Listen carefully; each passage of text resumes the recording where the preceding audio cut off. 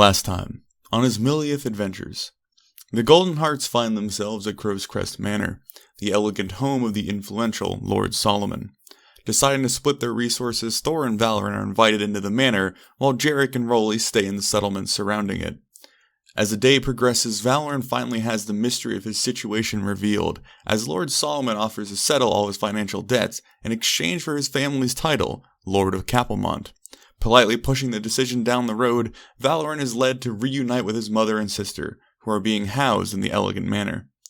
While Valorant is slipped back into the higher society of his homeland, Thor is led to the servants' quarters, left to wait as the more civilized people interact. As he is waiting, he is approached by a deformed common girl by the name of Gabby, who asks a few questions and then provides Thor with a cup of milk. While the other half of the party is locked away in a large palace atop the hill, Jarek and Rolly do some information gathering among the common folk of the manor, learning a few potential points of interest and running into a lovesick young man by the name of Edwin. Revealing to them that his love had run off without saying goodbye, he pleads that Jarek sends her home if they find her on their adventures. Unable to meet back up with Thor and Valorant, the two head off towards the Solomon graveyard, with the goal of examining the late Lady Janique's body, suspecting foul play in her recent demise. After the clever duo navigate their way through multiple locks, they open the tomb to discover the body inside does not belong to Lady Janique, but instead points to being the body of Victoria, the target of Edwin's infatuations. Unsure what to do with this discovery, the pair report their findings and head back towards the town. Inside the manor, Valorant and Thor learn about a ritual taking place 2 nights from now, which centers around the dark secrets that Solomon holds over other nobles of folk. Apparently the knowledge is split in two, one half being stored in Solomon while the other half is stored in the loyal knight, Sir Millet. Once every week, the spell must be renewed by a mage from the Queen's Coast, where the two halves will be stored in a singular body for a brief time. Sir Florent, who discovered the secret, suggests murdering the mage while he holds the knowledge, robbing Solomon of his priceless blackmail. Going back and forth over magical messages, the two halves of the Golden Hearts conspire a plan to raise a distraction in the town during the ritual, hopefully pulling the guards' attention away from the manor. From there, the strength and the wit of our heroes will lead them to Lord Solomon's chambers, where they will castrate his power, one way or another. We pick up on August 8th, the day of the ritual, which is set to take place near midnight. Rolly and Jarek find themselves back at the tomb of Victoria, while Thor and Valorant attempt to learn more about gaining access to Solomon's quarters. As Rolly and Jarek finagle a way to move a mostly decomposed corpse, finally settling on the plan of scooping the remains into Jarek's already dingy bedroll, I imagine. You come up with a plan to transport it that way, correct? Okay.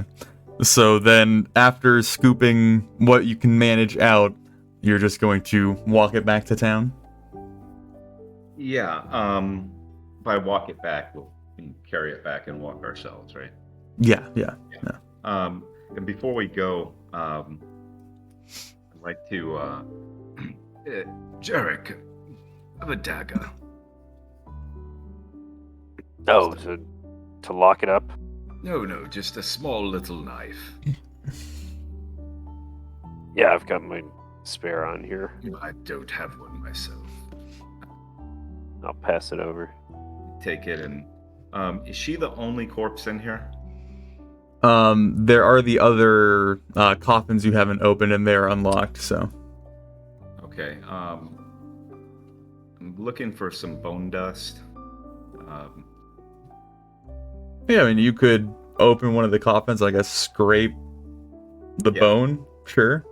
Yeah, so harvest the bone for just a little bit of bone dust, and I'm assuming she's the only flesh that's around, right? Yes. Yeah, so I take Jarek's dagger and cut just a little piece of flesh off and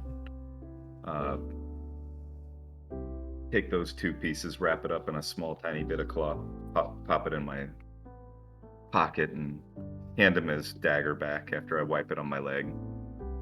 I would love to be helpful and offer to close up those casket things, sarcophagi. Mm-hmm. And as I do, I'd like to see if there's any valuables available that I could quickly pilfer. Give you a quick investigation check. Do I notice that? I imagine you would. Okay. Are you interjecting before I explain? If I see him, yeah. Sleight of hand. I mean, I'm pretty assuming decent you're at that. just helping rearrange the bodies in more of a repose. We won't be grave robbing today, Jarek. I can't help but notice that this young woman was murdered and the love of her life was left with nothing. We could, at the very least, compensate him for the loss of, his future. Jarek, And on Solomon's dime, he's poor. He's going to remain poor. He'll be fine, and he's not left with nothing. He's left with the ability to date any woman he wants. It's quite freeing, really. Let's go. fine. And then if I could try to slide it, if there's anything I can. Give me a sleight of hand check. And then Rolly, give me a perception check.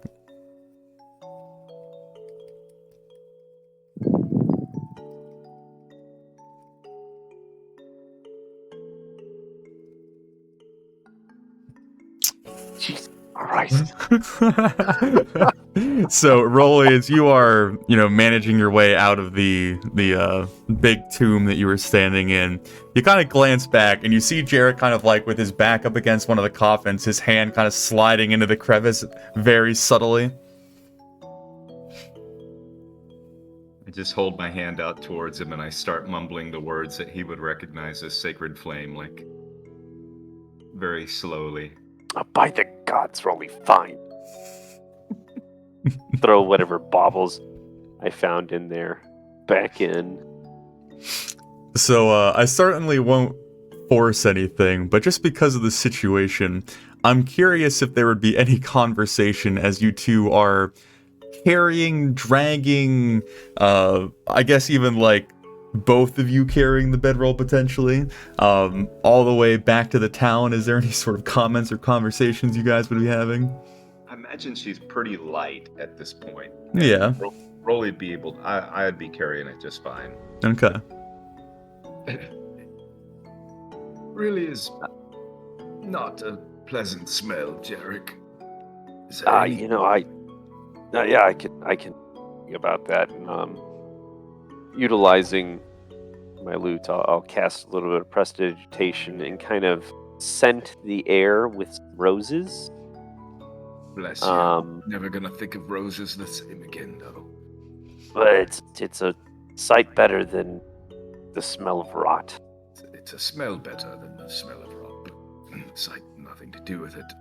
So, what are we going to do exactly? We're close to actually having to do something for our change. Once we get right outside of town, I think the idea was you go ahead and raise the thing, and we send it in, and then should we have it chase us? That would give us a pretty good reason to run away. But given that you are a man of the cloth, I'm not sure how much sense it makes for you to be running away from one of these. Kind of part of your purpose to get rid of these things. Maybe I should run away from it. At my job. If I run away, with my new duds here, You do look like the sort that would run away. I think I can gather a good bit of attention. Okay. So I'll animate her. You run ahead and scream your bloody head off. And then I'll slip it when things are a bit distracted. Yeah, maybe from there you just go head up to the manor. Yeah. And you? And I'll head up to the manor too, and we can maybe get some of those people out into the town, them distracted. Got an idea. When you run in, you can say that she said anything, right? What should I say? She was calling out Solomon's name? Yes.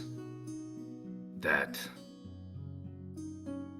She was screaming that her name was... What was it? Natalie, Nadine? No. Victoria. Victoria. She was saying that... Screaming her name and that she was killed by Lord Solomon. Okay, yeah. Something that's a good to idea. that effect. All right. I can make it work. I bet you can. So I'm imagining you all are keeping in touch via messaging or checking in with each other, however you want to manage that. All of you are aware at this point that the ritual is roughly taking place sometime between 10 o'clock and midnight. So you're talking pretty late evening, basically nighttime. So I'm imagining the distraction that you guys are preparing, you're going to let loose at around that time? Yeah, we're gonna I guess we didn't figure that out. Well, because it would take until about 6, right, to get back to... Yep. So I figure, once we're about an hour away, I'd go ahead and coordinate with Valoran. And the corpse will animate for a 24-hour period, so we could, once we're close, we could animate it and have it hide, stay put until we're ready to do something with it. You only have an hour though, so you'd only be able to raise it, hide it for an hour, and then call upon it. Like, it'd be up for 24 hours, but we only have an hour of control over it before it becomes its own entity. Yeah. But you could, hide the body somewhere and go do some things during the meantime. Yeah. Alright. Thor, we'll hop back to you real quick, sir, with your impressive persuasion of 13, was it? Yep.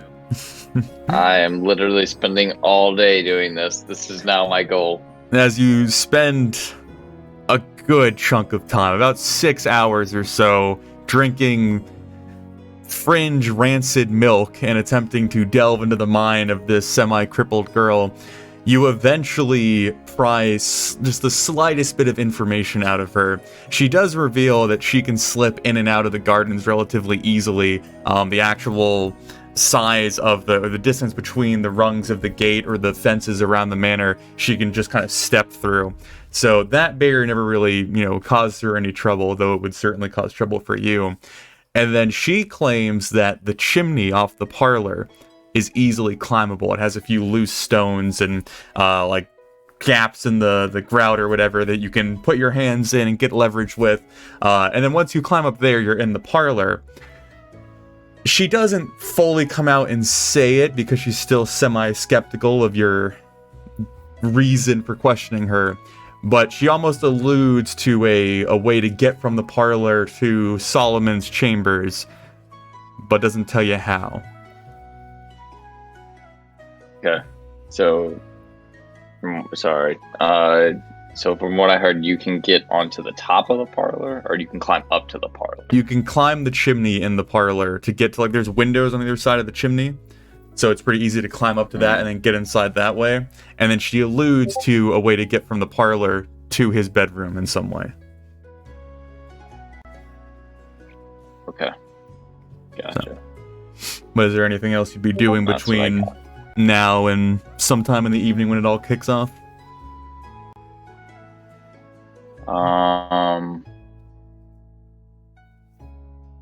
I imagine you're periodically going up to Valoran to kind of get information from him and pass information along. Yeah, I guess that would be my question is, am I allowed to go up there? Yeah, you're kind of given the, necessary ability to, go meet with him for a little bit. You're not allowed to, hang around him, but, check in with him, get orders from him, and then, leave and come and that kind of thing. I could also imagine, between whatever the meal times are, I can go for a walk in the garden or things of that nature and share information. So even, you and Valoran could go for a walk in the garden under the parlor and investigate the chimney. Yeah. If Valorant's up for it, I'd relay this information to him, and then we could go check it out if he wanted. If like he had the time, I don't know what he's doing besides chatting up Solomon. I don't see why not. Okay, so why don't we go ahead, and this will be a little bit of a strange telephone game, but Jarek and Valorant can communicate with message, or I guess Jarek can message anybody, and then Rolly's with Jarek and Thor's with Valorant. So with this strange situation, attempt to showcase to me how you all are going to coordinate what's going to go down. And just to also keep it in mind, I do have control of it for 24 hours. So. Oh, do you? Yeah. Okay. I posted it in chat. Okay. You can only actually give it commands within speed of view, but that's all you needed. Gotcha. Okay. So I can animate. I can animate it, and then just have her stationary, and then when we're ready, I can give it the command, and then off we go. Gotcha. Alrighty. Good to know. So. Okay. Yeah. Okay, so before Jarek sends over to Valorant, it's Rolly. Okay, so Rolly, plan is you animate the thing, and then I'll cause a little ruckus with it, and then head up to the manor. As soon as you animate it, you're gonna head up to the manor. We should be able to both kind of meet up at the gates, get inside, and then Well, I've never done this before. I've only studied the spell. I have no idea how fast she's even going to move. Should we give it a test run?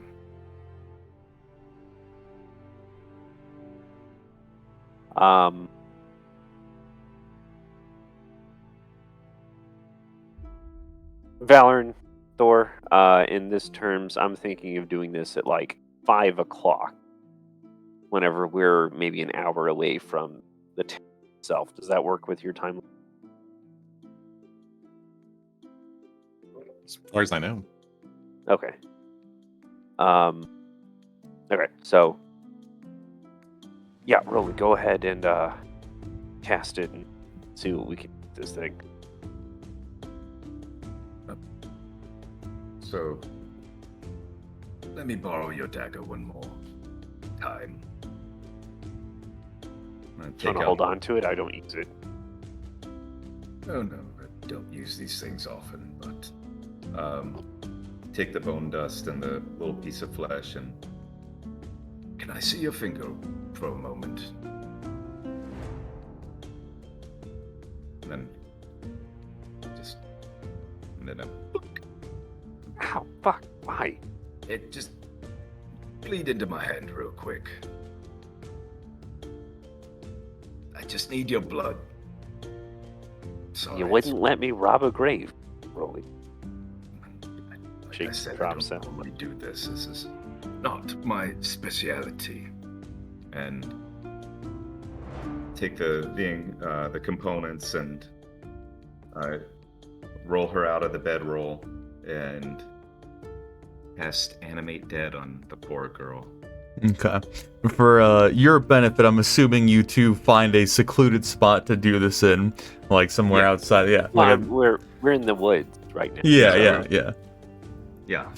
But okay. So as you lay the bedroll out and the renewed smell of this decayed corpse kind of hits your noses, and Rolly goes about his ritual to instill life back into this girl, you see more or less, I guess, the chunks that you have collected, the stretched, like, rotten skin on the exterior of the kind of goopy muscles almost begin to, like, reattach itself in this strange, almost like Frankenstein-esque situation where there isn't stitching holding them together, but these strange, almost naturally seeming sinewy connections between the two. And as his body almost kind of reassembles itself like a bunch of strange magnets, the entirety of the body now fully coming to fruition, you see a bit of waving mystical energy kind of pass from Rolly down into the corpse.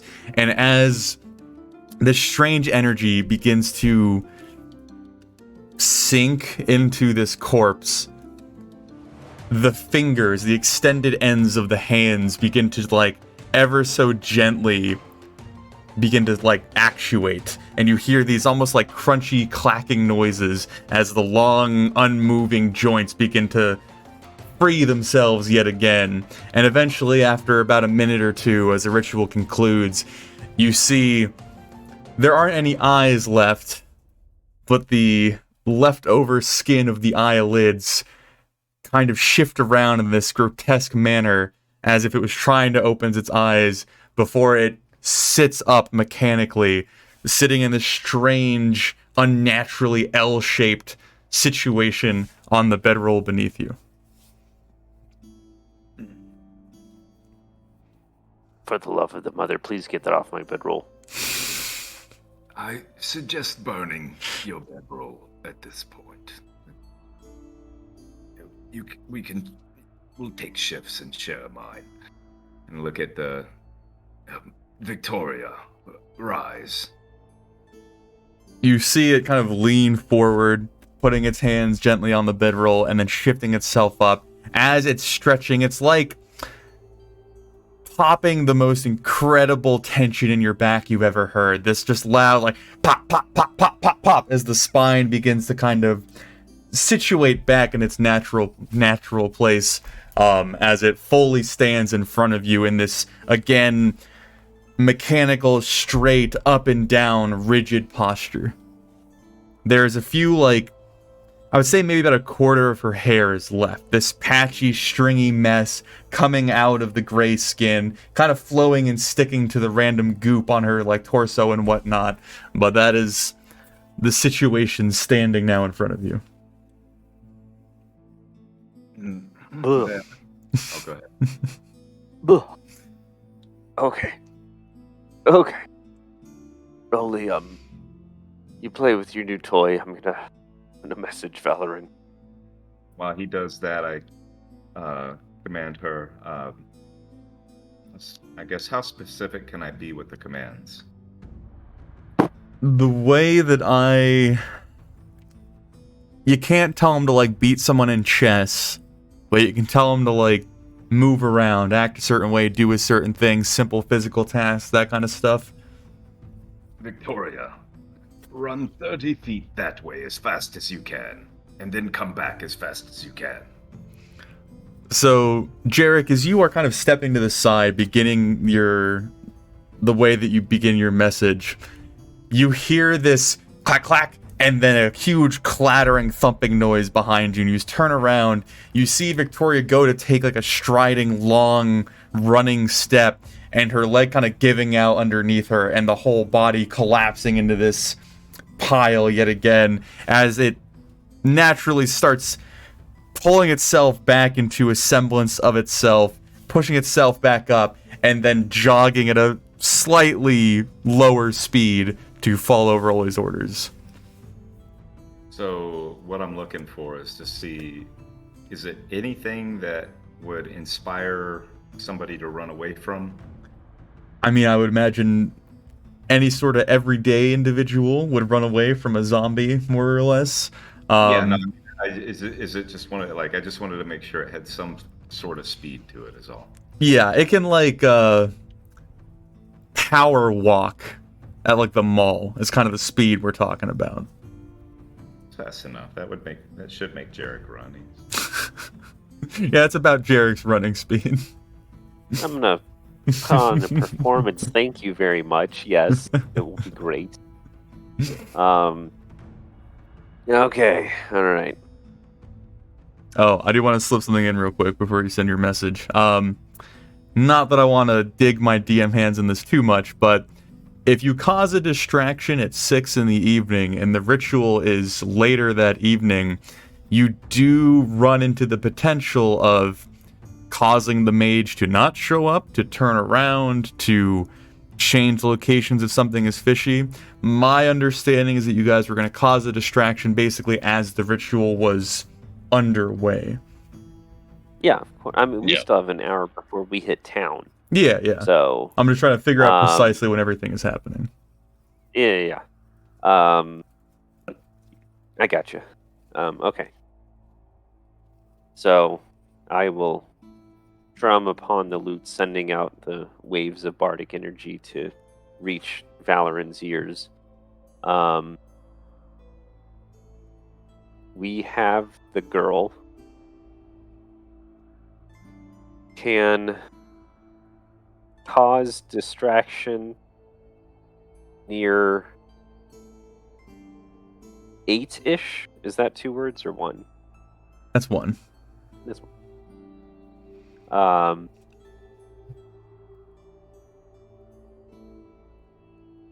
Then head to the manor. Does this work? Do you have any suggestions for us?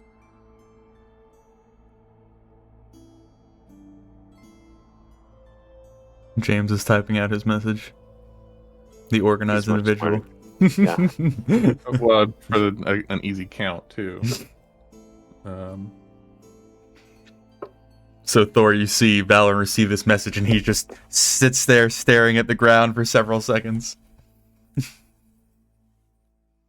Just writing with a stick in this. Have we already been to look at the So I was saying that this is probably going to be happening at the same time. You guys are like doing an evening stroll through the garden with the chimney, so you're like actively at it as you're getting this message. And this is at the this chimney is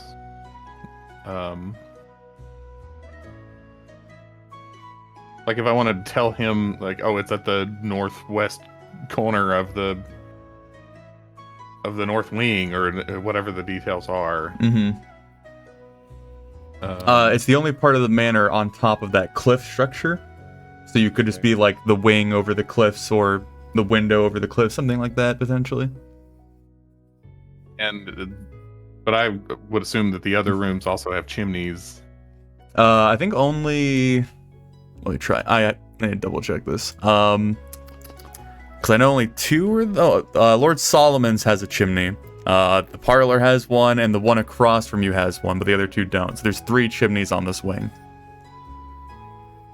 All right. Just another second. Okay.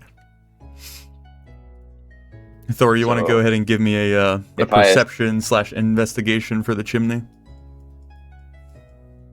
Can I choose? Or do you want both? One will give you more than the other, but I will not reveal which.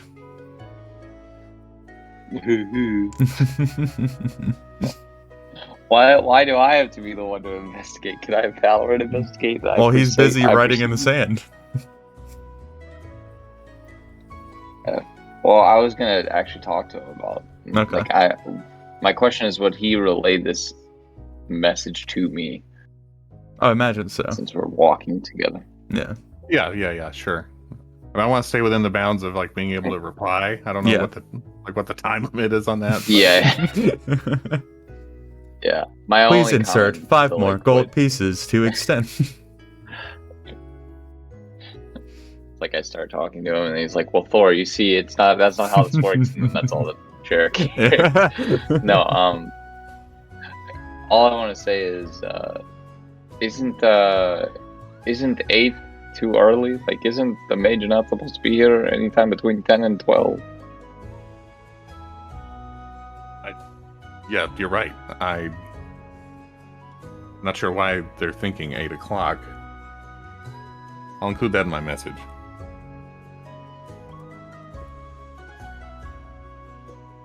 I've actually only used half of my allowance here. No, I will. Want to come up with something else to put in? Keep going, Thor. Keep going. That was the other half. So I'm just gonna. I guess we can talk if you want to. So I mean, he's supposed to be here from a range of 10 to 12, right? But we don't know where in that range. So we need to have somebody who knows when the mage is here and when the mage is in the castle, when the mage is in the room, right? Because that's when we want the apex of the distraction, right? Lemoyne can signal them. So, okay.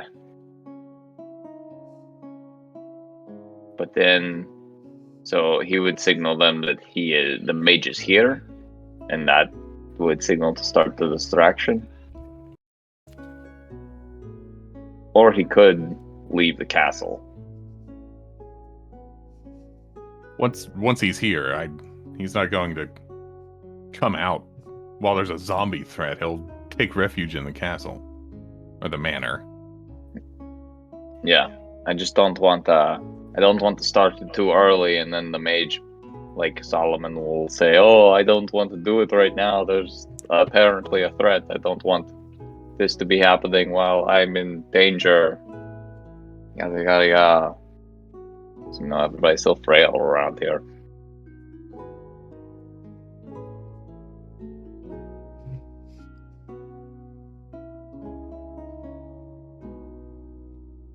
Anyways, so I will roll a perception check. Can I have Valorant? Like once he's done, roll an investigation. Imagine this isn't like a pass or fail. I just kind of want a number to go off of to describe it to you. All right, I think I've got my response. All right.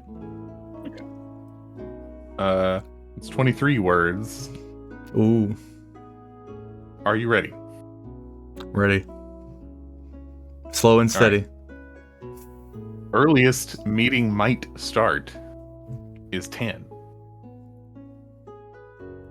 Asking Lemoyne to signal you mage is here. Climbable chimney to invade manor. Middle of clifftop wing. What was your perception, Thor? Oh, I rolled a 6, by the way. Yeah, a 6. Yeah. Okay. Let's see. Hopefully James can investigate better than I can. So, Jarek, I'm assuming you're passing information on to Rolly as you receive it. Yeah, just be Rolly, we're gonna have to wait a few hours. I don't know, you think that thing can play dots and boxes? Victoria, play dots and boxes with Jarek.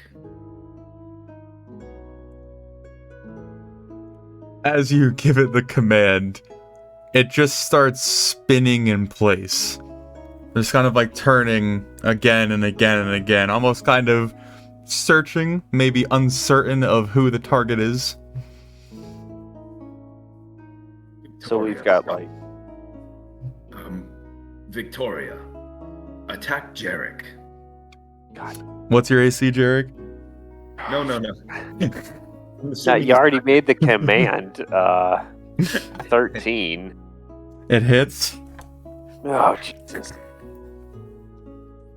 You take 3 points of damage. As Rolly gives the command, you see Victoria turn, looking at Rolly, looking at Jarek, looking at Rolly, and then her left hand comes up and this mechanical... and just pounds you in the chest, leaving this goopy mess on your freshly cleaned shirt of residual of her skin and her muscle as her hand then goes back down to her side. I didn't know he was right next to her. I thought that she would have had Rolly, to shift towards him. I'm so sorry. This is a brand new shirt. It'll come out. I'm so sorry. I really didn't mean for that to happen. Are you okay? I'm fine. Here, let's practice this thing and see what it can do. Well, we know its attack capabilities now. It's not good at dots and boxes, so let's just maybe keep quiet. God, I'm so sorry. She's a quick bugger for a bag of bones. Fine. Here, I'll play dots and boxes with you. I'm not really in the mood anymore, Rolly. Okay. So we've got like... I'm sorry, I just can't leave it at that. I cast Cure Wounds at level 1. Okay. And there we go. I mean, it's 3 hit points. I was probably going to get a short rest in there, but no. Good as new, and sure you can prestidigitate that thing cleaner than before she smacked you. And I'm so sorry, Jarek. No, Rolly, it's fine. If anything, it'll help my performance later to have a little bit of her on me. So we've got like 5 hours to kill here.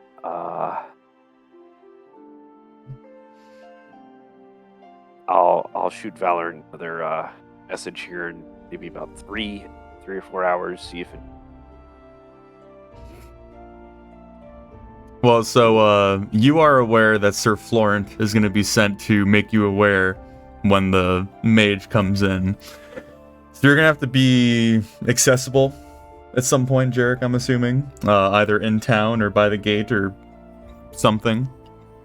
Well, I don't want to burn another spell. Just that mess. Because we're an hour outside of town. Mm-hmm. We've got 5 hours to kill. Mm-hmm. Roughly. One of us can go in town, no problem. Yeah, I was gonna. Well, Rolly, you have a certain distance you have to maintain, right? Or am I wrong? Well, only to give command. Gotcha. So he could say, "Wait here," and then it won't do anything until you back. Gotcha.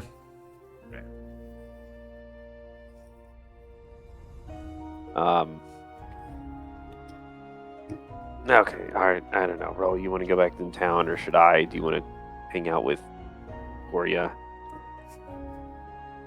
Why don't you go in town and you can see some nature of what your distraction's going to be? You know, that's a good idea. I can kind of map out my route.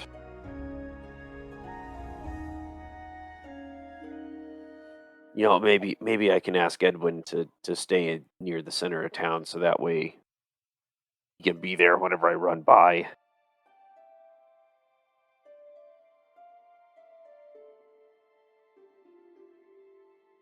That's a good idea.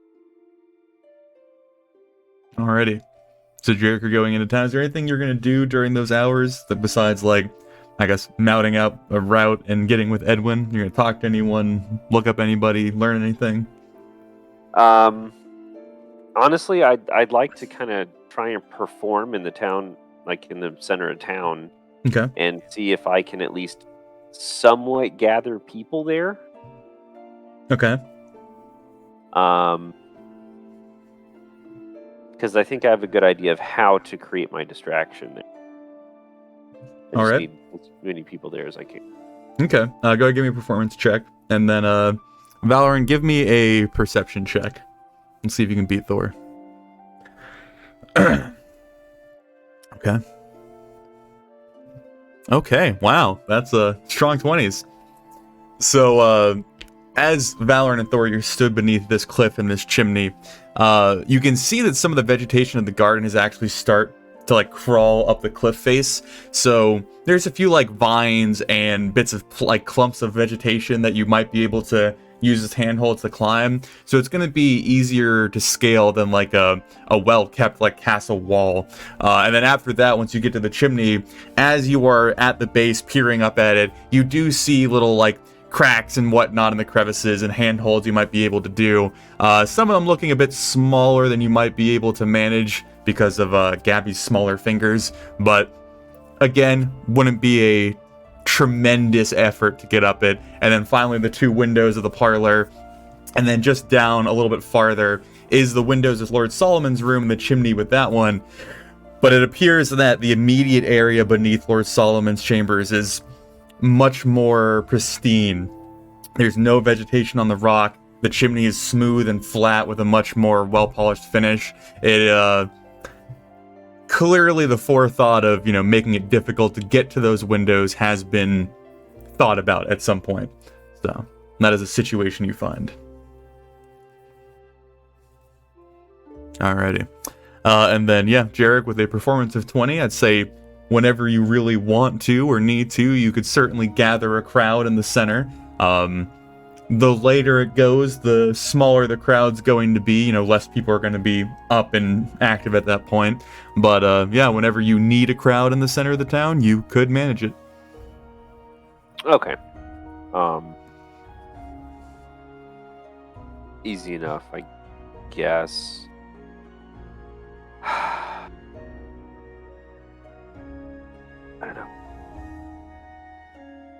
know. We've got a lot of hours to kill. I think I would head up to the manor. Mm-hmm. To seek out Valoran. Okay. What is the reason you're going to give to the guards if they stop and ask?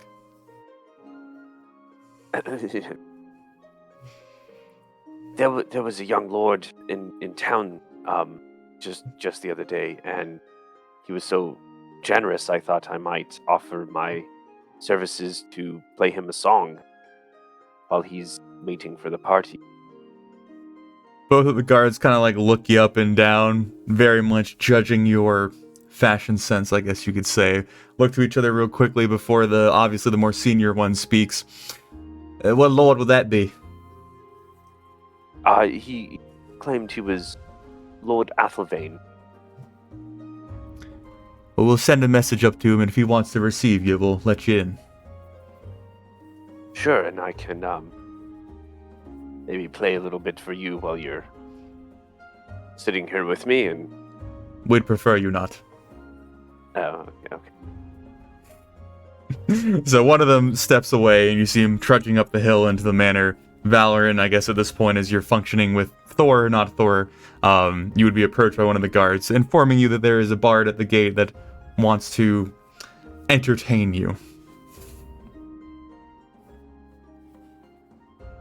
Well, it's still a couple of days before the festivities begin. I could use a diversion. We'll send him up then.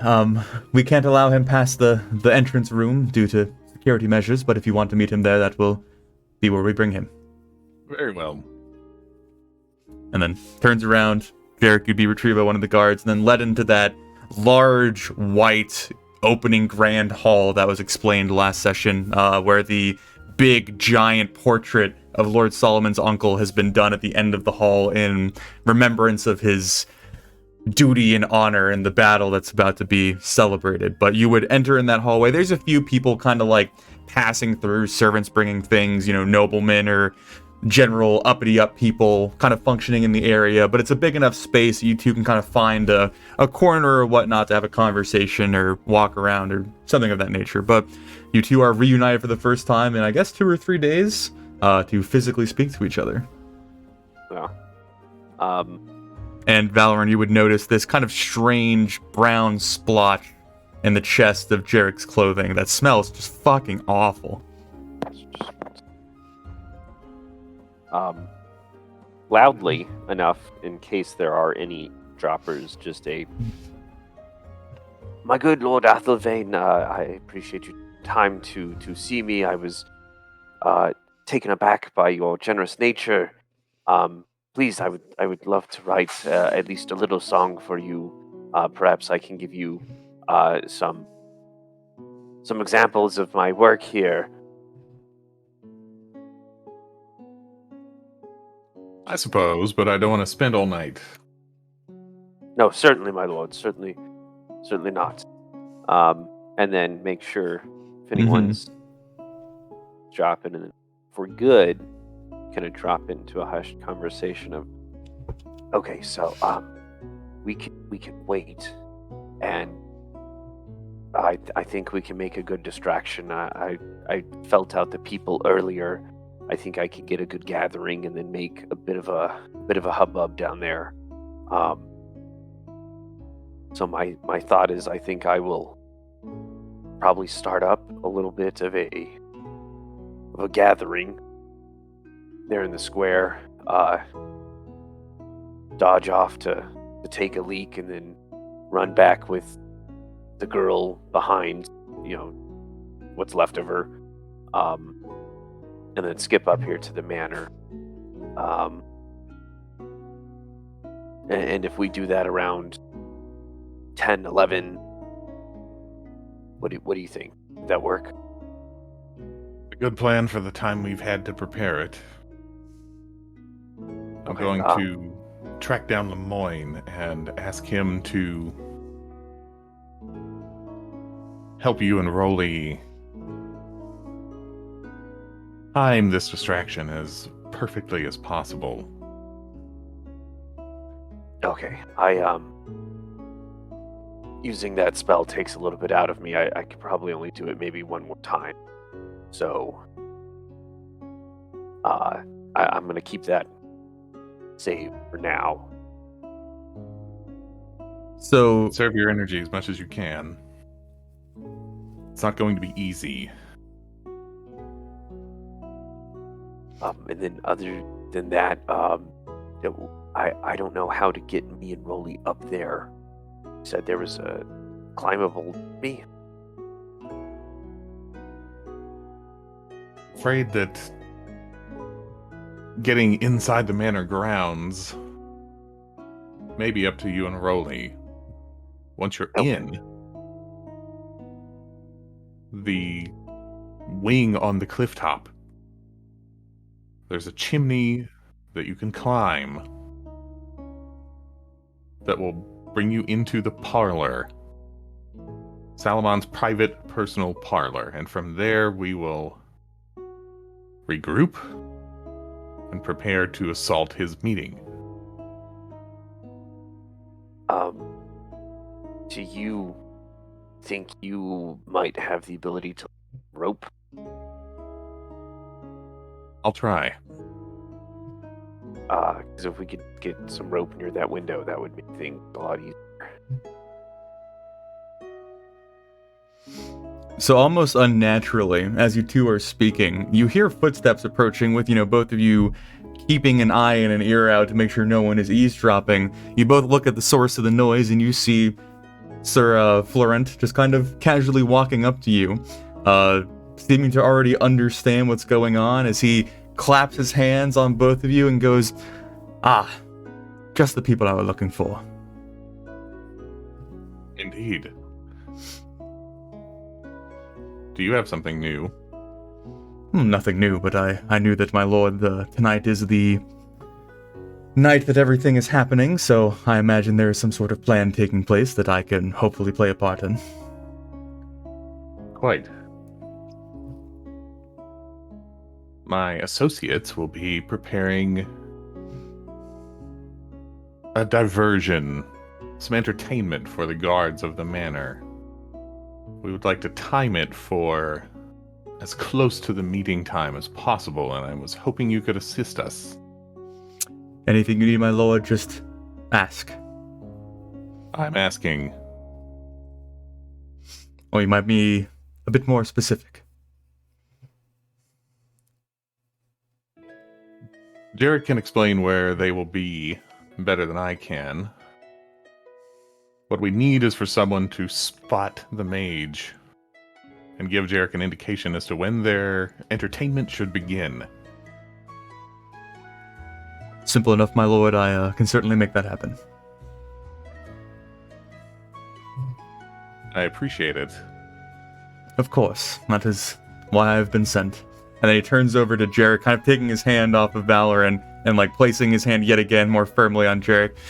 Bard, you must regale me with these fabulous songs that I've heard so much about. Why don't we go down and find a drink in the town?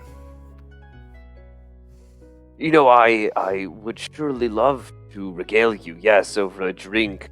I'm sure a great knight as yourself take many a pointer from some of my tales, being a little more boisterous, just in case of eavesdroppers. Mm-hmm. Kind of turns Jarek around and gives him that friendly, almost drunken shoulder hug, kind of pulling him to your side, and turns and politely bows his head to Valoran. "Excuse us, my lord, we shall be leaving your presence now." And then he kind of shuffles Jarek off. On speed. Alright. So he would go down to the town with you, and after, playing the game of making sure that your conversation is isolated, figuring out where, Rolly and Victoria are, where you're going to be, kind of roughly sketching out the plan. The understanding that he puts forth is once he sees the mage go into the manor, he will let you know, and then everything can happen. Perfect. Okay.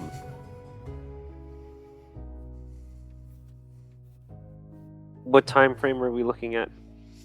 So, like, it's 7-ish right now? Yeah, probably 7, 8-ish. So you probably have like an hour or 2, 3. Okay. I like to go collect Rolly. Okay. And let's get a little bit closer to town. That way we can be quick about getting Victoria out in the open.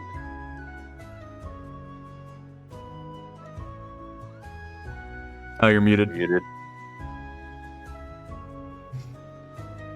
While he was gone, what I would have been looking for is how close, or I wouldn't have moved from where I was at, but I'd look at our approach and see if there was a place that we could get her a little closer, concealed. Yeah, I mean, you could probably get her like 10 or 15 minutes out of like the edge of town, in like, a collection of trees or bushes or whatnot that you're relatively hidden in. You don't have to be like an hour away to be obscured, so. But Thor and Valorant, are you doing anything in your last couple hours? I'm going to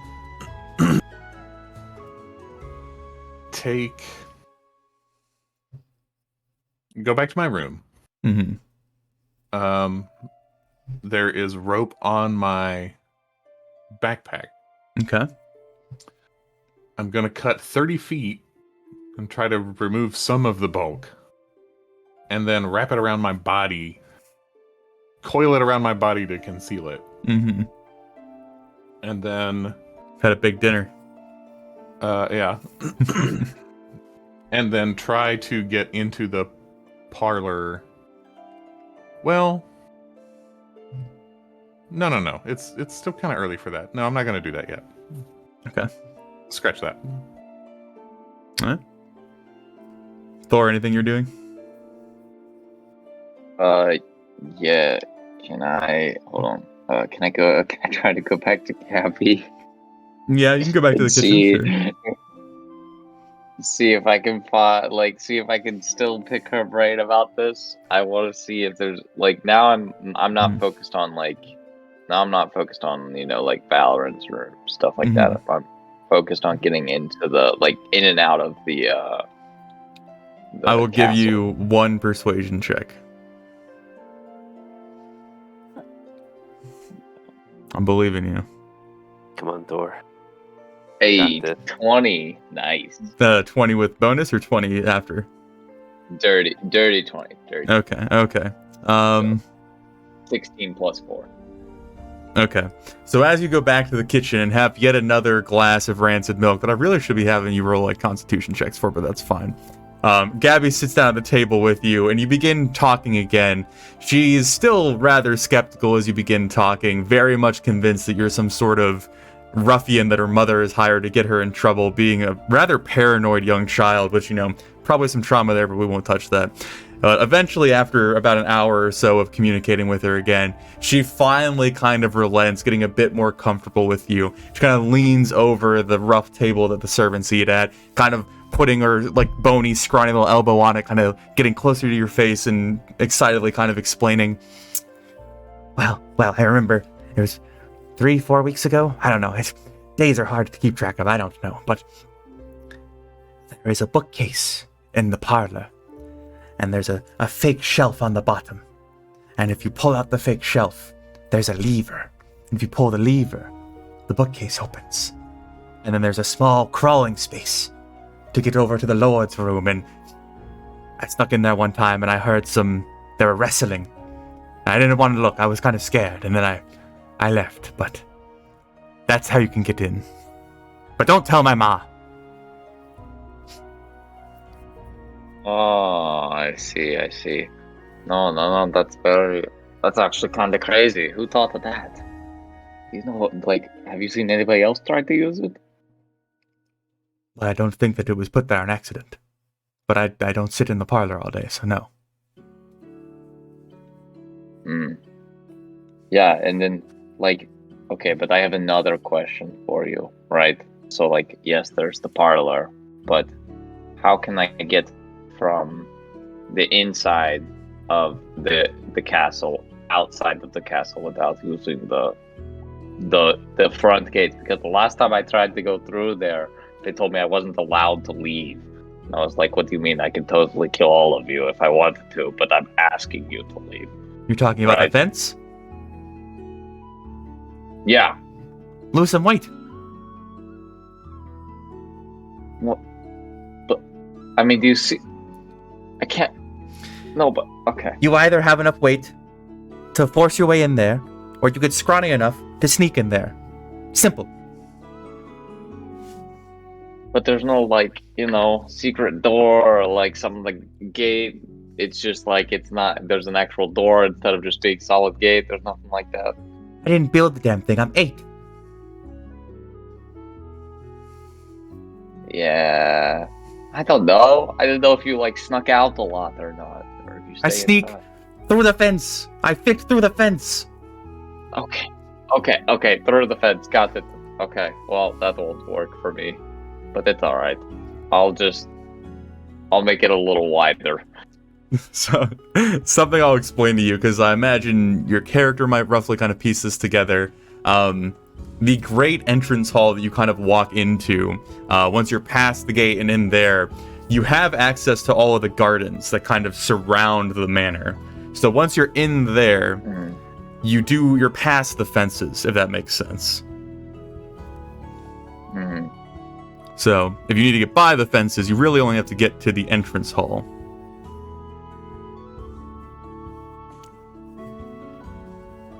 As in, like... Alright, I'm trying to understand what you're saying. So, as in, like, I could just hop a fence in the gardens? No, okay. There's the big structure of the manor, correct? The main structure. Yeah. There are fences that go around that, and then the gate at the bottom of the hill. If you get through that first gate and into the entrance hall for whatever reason, because that's kind of like the airlock, the security measure of the manor, is everything goes through that main entrance. So once you get to the Great Hall, the entrance hall, you are inside those fences because they meet up with the Great Hall. So then you're past the fences with all the gardens you can run around in, explore, get to the cliffs, get behind the manor, once you get to that entrance hall. Okay. So they just have to get past the first gate? That's it? Yeah. Okay. Well, yeah, that was more of my question. Is like, is there a way to not go through that first gate? No, as far as, like, and, like, still you get can it. figure out by Gabby, you either fit through the fence, climb the fence, or murder your way through the gate. Cool. Alright. Well, I will finish my milk. Here, I'll con save this one for you. If you really want to. 18, so... Okay, I'll say fine. that you're easy or capable of stomaching your milk. And I will tip Gabby a 5 gold. Jesus Christ. Okay. Dude, I have so much gold I just never use. Yeah, take it. So you go to hand these coins to her, and they don't even fully fit in her hands as you hand them all out. Actually, give me a quick intelligence check. And as you put all these coins in her hand, you see her eyes growing wider and wider. And as they you leave them in her hand, and for a second it sinks in that this is reality. What's your intelligence check? Well, it's an 18, and then it rolled to a 4, so a 2. Go ahead and take 7 gold 2. out of your inventory. It's fine. That's better anyways. Okay. So, alright, cool. She picks the first one up that she can grab and sticks it in her teeth, and you see her, it's and then she looks down at it. She's like, "What?" It tucks it to her chest. She's like, "Ma, ma," and then just runs off. I will try to stealthily exit before any fingers get pointed at me, and my work here is done. Okay. So unless anybody else has any preparations before the plan kicks off, it might be a fitting time to do a 10-minute break right now before we get into the second part. I have one thing that probably goes perfectly before the break. Okay. So in his room, Valoran is sitting with his back to a wall, just facing all the exits. And just brooding, pondering, and for perhaps the first time since at least the beginning of his adventures with the Golden Hearts, he says a prayer.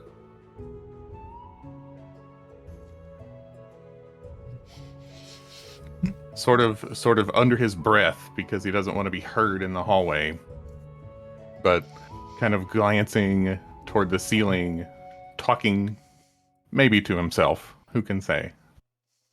Valoran says, Salamon kidnapped my family, attacked me, and only you know what else.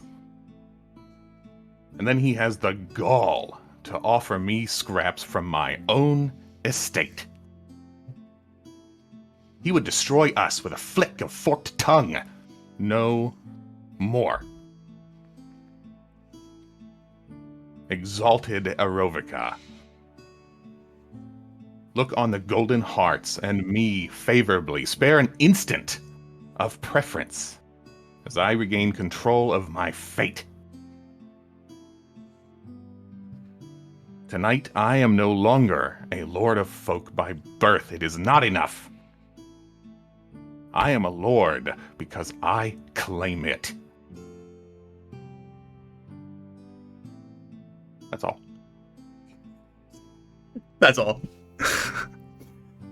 We will take a 10-minute break, and Valoran, go ahead and take an inspiration die. We have one. Gift it to someone else. Okay, I gift it to Thor. So as the evening slowly kind of crawls into place, the sun setting and people dispersing back to their homes more or less, reaching maybe 9 or 10 in the evening at this point, the moon finally coming to fruition, casting the landscape in this kind of pale light. Everyone is sat in their respective locations, Rolly with Victoria and Jared. I guess Rolly's with Victoria, Jarek's in the town, potentially. Thor at the wagon, Valoran perusing with his socialites. Everything's just kind of chugging right along. There's a small air of tension or an easiness as the plan that you have all cobbled together is getting closer and closer to actually being put to action. Finally, Jarek, as you are, having a drink or talking with Edwin or whatever current activity you are engaged with, you see the familiar presence of Sir Florent moving through the town towards you. He doesn't come up and, address you, but he gives you a very distinct, pointed nod in your direction as he passes by you, being the signal that the mage is in the manor, and that's not a code for anything. So I'd like to think once it kind of started getting settled down, that's when I would have started my performance, getting the people together so they're all congregated. So once I get the nod from him, I'll be like, thank for everyone. Drinks are strong. I had to take a piss, and I'll jaunt outside to go get Rolly. Mm-hmm. Be like, okay. All right, Rolly. Okay, I've got everyone gathered. Here, let me get some of it, and I'll grab some goo and smack it on my face real quick. Okay. Get her to follow me. I think you should probably head back up to the manor, and then I'll hightail it back in and incite a panic real quick. And hopefully that'll get everyone kind of up on that, and we can go ahead and make our way, get that distraction going. Yes, you want her to chase you? Just once we get into the village. All right. And then have her, I guess, amble around in the town. I don't know how much specific of an order you can give her. Don't think she's going to last long once the guards see her, but... Victoria, follow Jarek. So you would see this rigid figure that has not moved a muscle since you have found your location where you've been waiting, just shifts the head over to Jarek, and then starts very, I don't want to say slowly, but deliberately moving towards you with no sign of stopping once she's at you. She's more or less in this path that's going to walk right through you.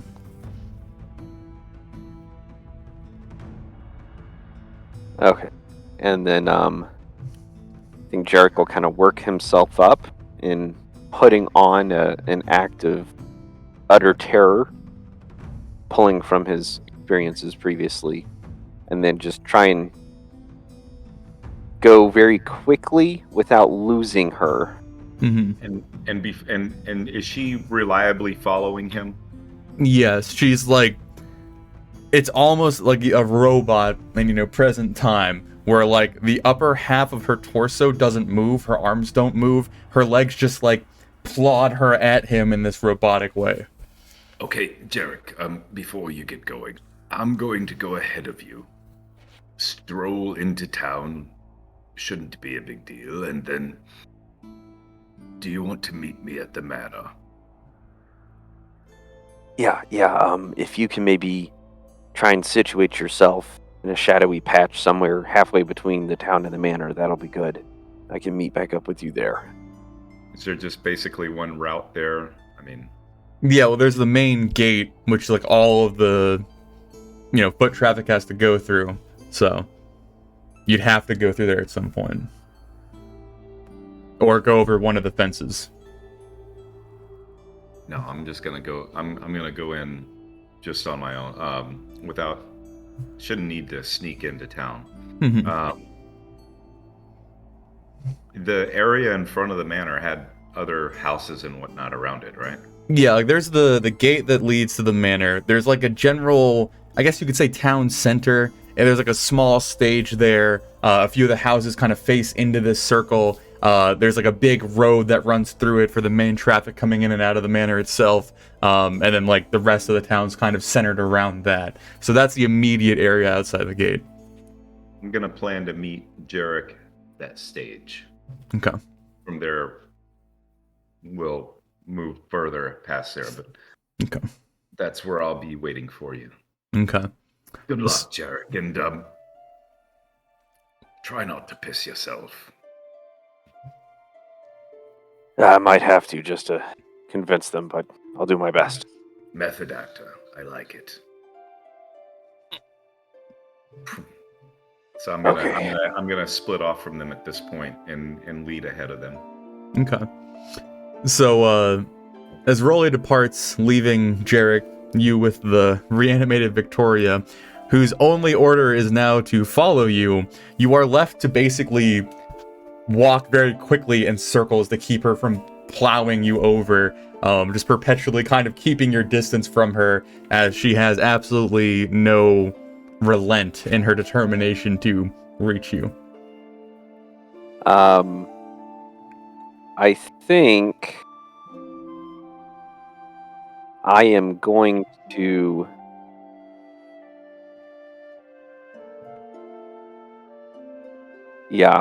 I'm gonna start. I'm gonna give Rolly about 5 minutes. Okay.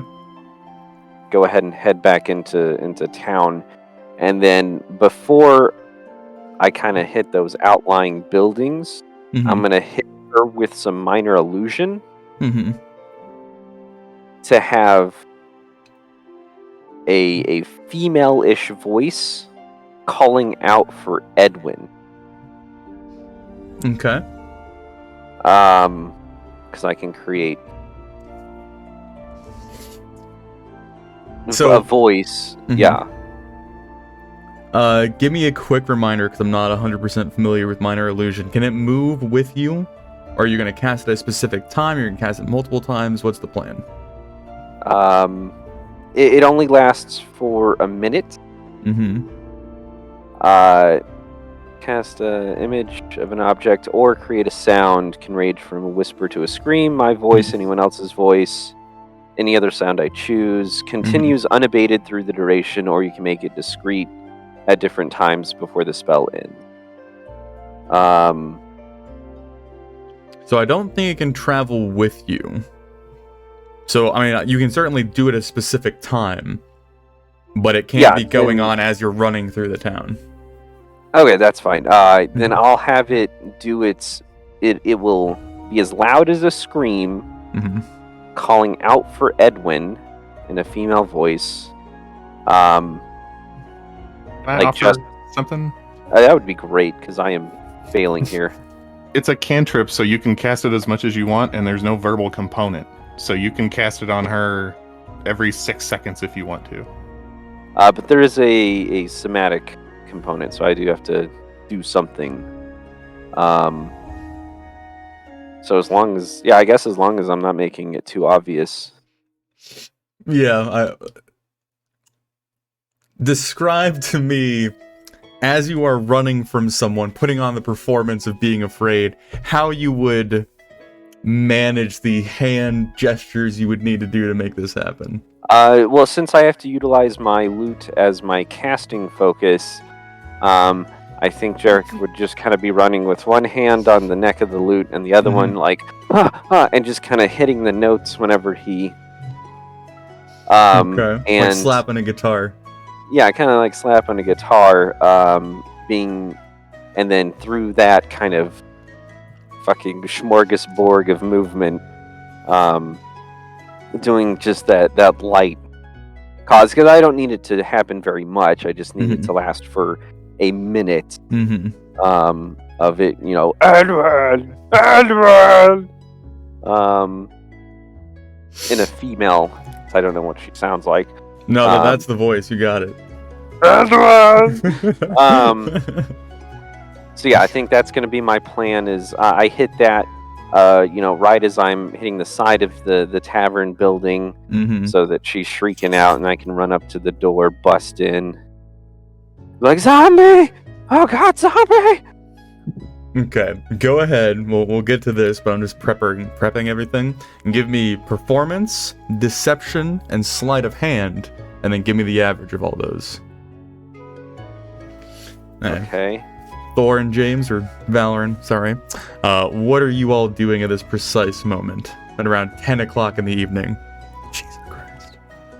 I'm hanging around in an outdoor common area waiting to hear some kind of commotion. Okay. And when I do, I'll run back to where my room is. Okay. Thor, I'm imagining you're at the wagon with Terry, unless you want to be somewhere else. Yeah, when it gets closer to the time, I want to try to make my way, through the gardens towards the parlor-ish. Okay. But, also just be keeping an eye out behind me.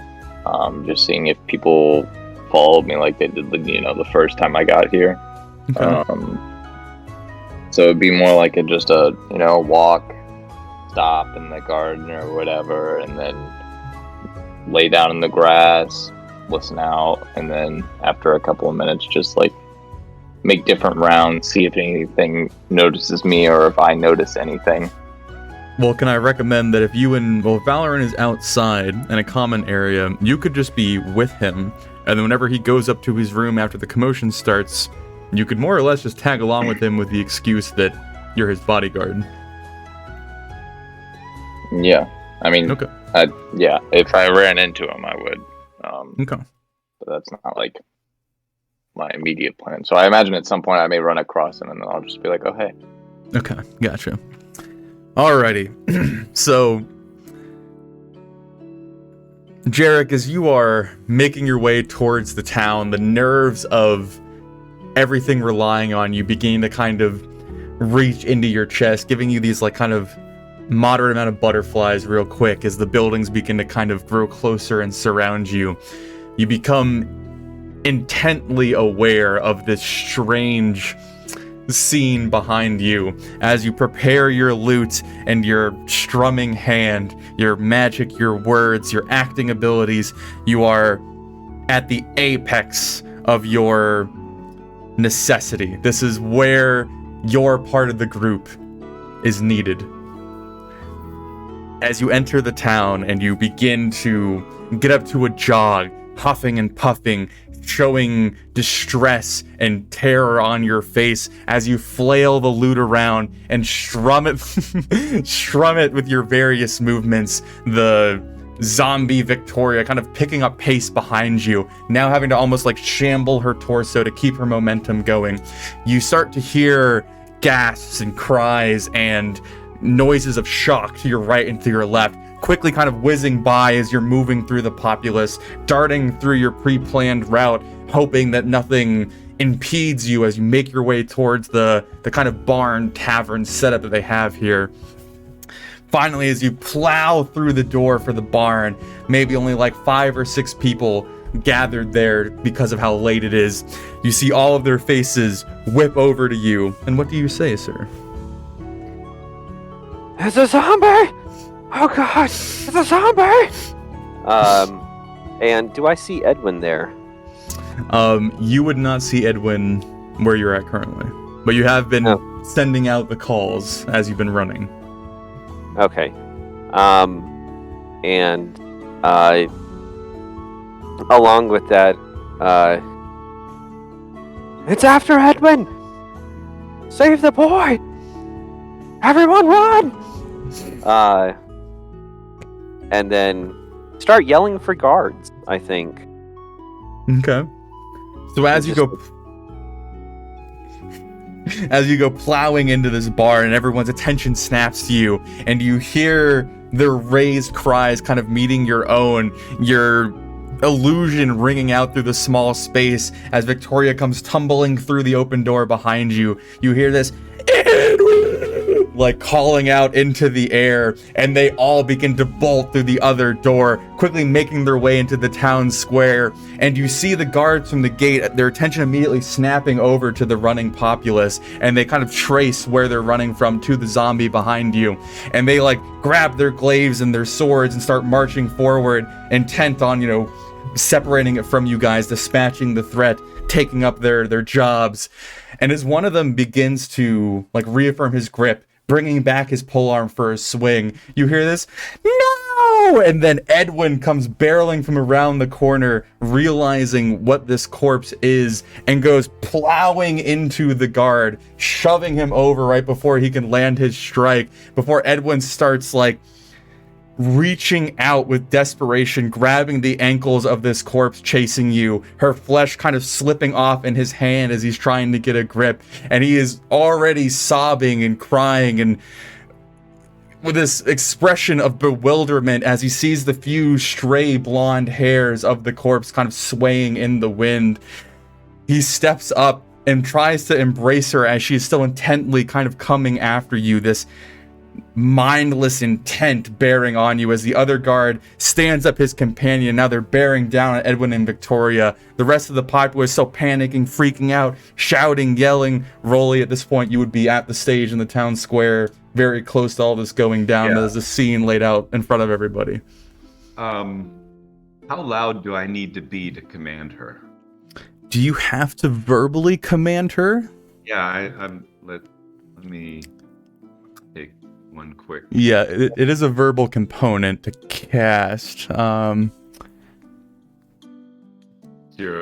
your ruling? You can use your bonus action to mentally command any creature you made with this spell. Yeah, you can mentally command it. Okay, so seeing that, I'm gonna give her a mental command to and give him what he wants. Hug Edwin. Oh, Jesus, why do you make me describe this shit? So as Edwin is gripping onto this corpse, all of her bile kind of smearing off on him as he's trying to hold her back, hoping to eliminate her as a threat so they don't murder her, you see her top half spin around almost violently, twisting her spine completely around before her arms wrap around Edwin in this strange, grotesque hug, the moon kind of silhouetting their two embraced figures as all of the people in the square kind of look on with this strange look of disgust and awe, the guards kind of stopping in their momentum to dispose of the threat, also looking at this situation with just fascination of what is going on in front of them. Edwin is now openly weeping as he is clinging this corpse to his body. Jarek and Rolly, you're kind of just left standing there with the rest of everyone watching all of this happen. And at this point, I'm going to just cut the strings on her. I want her to... Can I end the spell? Yes. Like, cut the strings at... Well, you can't... Or does she have to stay a zombie? Let me check. Do I see Jarek? Have we... Yeah, you've definitely seen each other. Okay. This spell is so long, dude. Defense cell. Creatures under control and blame command you've given to the mini blah blah blah. It doesn't say anything about dispelling it. Is it up for 24 no matter what? I think it is. So I'm gonna just give her a command to dead. Okay. So yes, as they are embraced, you see the corpse of Victoria just drop her weight on top of Edwin. Him kind of like going back on one leg, catching the majority of it, and almost like falling half to the ground as he's now cradling her in his arms, her neck kind of craned back again, the few stray hairs kind of reaching down to the ground and pooling, and the bile seeping out of her body as everyone is still just watching this event take place.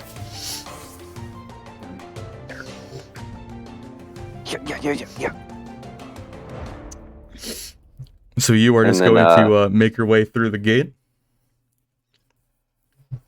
All the guards are gone from there, right? Give me a stealth check with advantage, which Rolly, that would just give you a straight stealth, right? Yeah. Okay.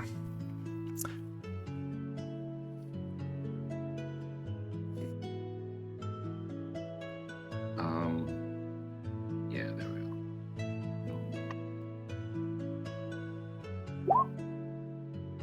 All right. So as the intensely strange situation grabs the attention of all of the onlookers, including the guards, you both almost kind of Scooby-Doo sneak through the background, through the open gate and up the winding path towards the manor, putting you at the grand doors to the great entrance hall. It is clear that at this point of night, the people still out and about aren't, like, it isn't numerous. There's just a few various people you might come across.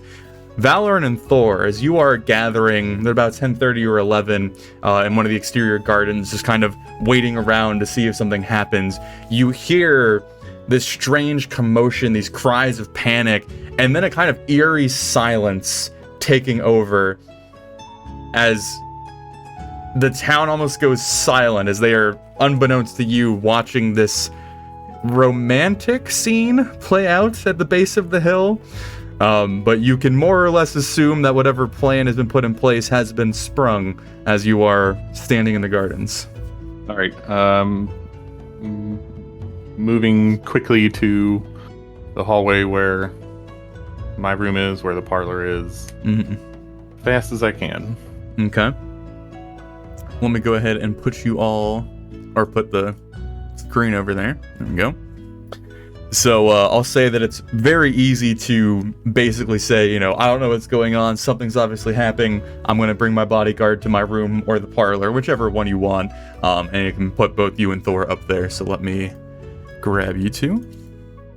Oh, I need to also give you guys control. Do you want to be in your room or the parlor?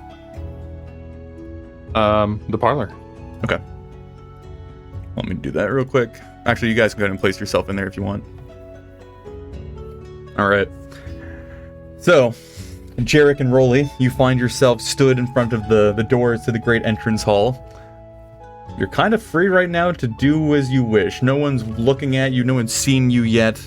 You are past the main gate. Are we able to go over to the side of the building? Like Valoran had indicated that there was a chimney. You'd have to go into the great entrance hall, and then one of the exterior doors in there leads to the gardens. So you have to go through that first door and then go into the gardens. Okay. All right, Rolly, be on guard. I'm not sure what we can expect in there. Should I try and disguise myself as a servant?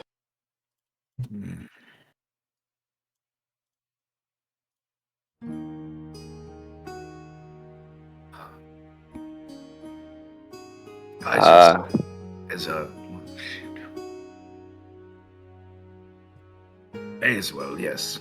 Go ahead. Okay. Then I will quickly cast Disguise Self and go ahead and make myself look like one of the servants that, kind of like what Daniel was wearing. Mm-hmm. And make myself Daniel the Orc. look a little bit Daniel the Orc. And make myself look a little bit skinnier, whatever, more nondescript. I want to look as simple as I can. Okay. Gotcha. So quickly I'll take, just in case it becomes relevant, I'll take my holy symbol, I'll take it out, have it displayed prominently, hoping not to talk to anybody, but... Okay.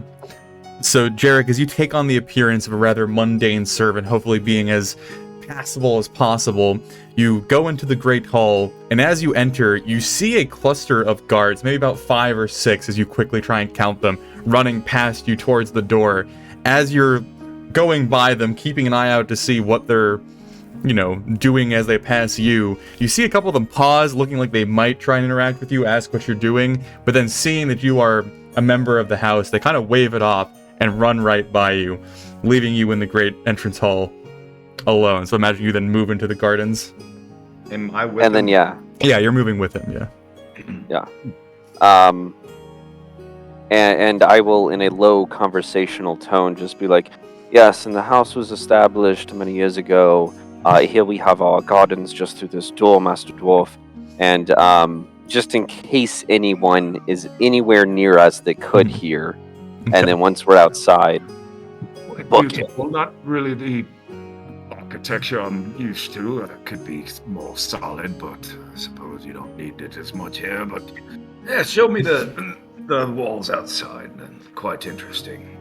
So moving from the comfy warmth of the interior of the manor back into the brisk, cool air of the evening, you are thrown into the garden area, running towards moving towards the chimney that was described to you, and getting up underneath the 15-foot cliff face and then the about 10 or 15-foot climb of the chimney to get into where you are looking for. You see the candlelight kind of flickering out of the windows that you were aimed for. I was going to lower a rope at this point. Okay. So, yes, as you go running up, you would see, I guess, a rope being pushed out the window. Okay, Jarek, we're gonna make this as easy as possible on you. And so I'd take the rope and I'd wrap it around under his arms and tie it kind of tight. Okay. And you're going to do an admirable job of being an anchor. Stand here while I climb up. And then I'll help pull you up if you need the help. Yeah, here, and he'll lace his hands together. Let me give you that first push. So, I'm gonna... Okay. So with the rope anchored on the bottom and from the top, I'm gonna try and climb up it. Okay, go ahead, give me athletics with advantage.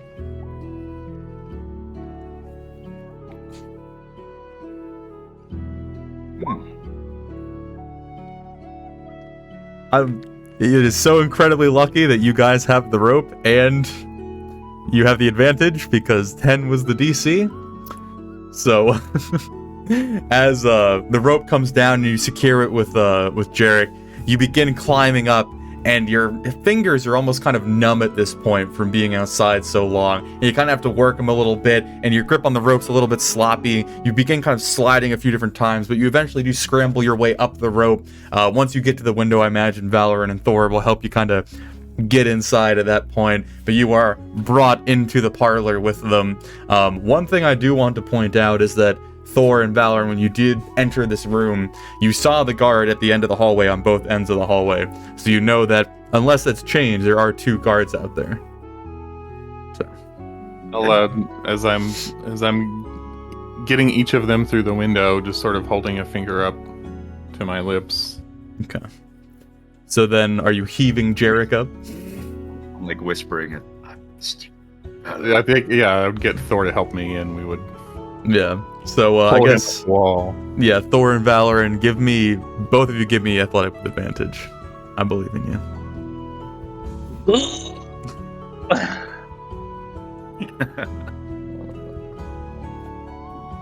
Athletics, you said? Yep. Okay. One's a 24, and the other's a 22. So. Okay, so 24 and 19.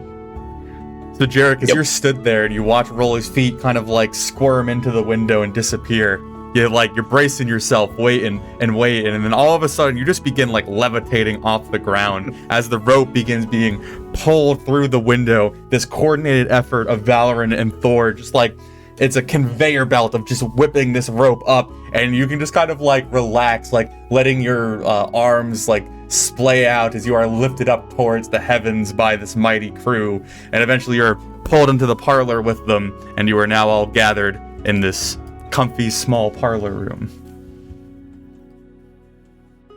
And repeating the shushing gesture to Jarek. Mm-hmm. Understanding the gesture, I'll point at the door and then kind of do this motion and then whisper, "Could I detect thought?" You guys can speak normally, and I'll just say you're whispering, because otherwise the mics don't pick things up properly. Oh, yeah. And then, whisper out, "Should I detect thoughts?"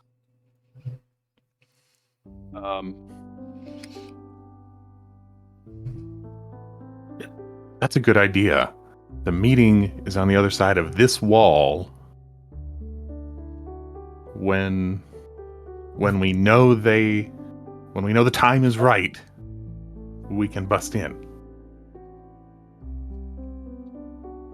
And Nathan, just to clarify, there's a bookcase somewhere in there that behind there's a lever you pull, right? The bottom shelf of the bookcase is fake, so you lift that bottom shelf up, and there's a lever hidden underneath that you pull. And then it opens up like a pathway that we go Supposedly, into? Yes. Okay. I would like to begin looking for that at least. Okay. I won't make you investigate because you kind of know what you're looking for. The bookshelf right here that Rolly stood in front of, when you remove all the books from it and kind of wiggle the bottom board, it's loose. You pull the board up. There's a bit of cobwebs and dust and stuff in this weird box that's been constructed, but there's distinctly this mechanical lever kind of flat against the floor that you can pull up if you want to. Okay. I'll just kind of...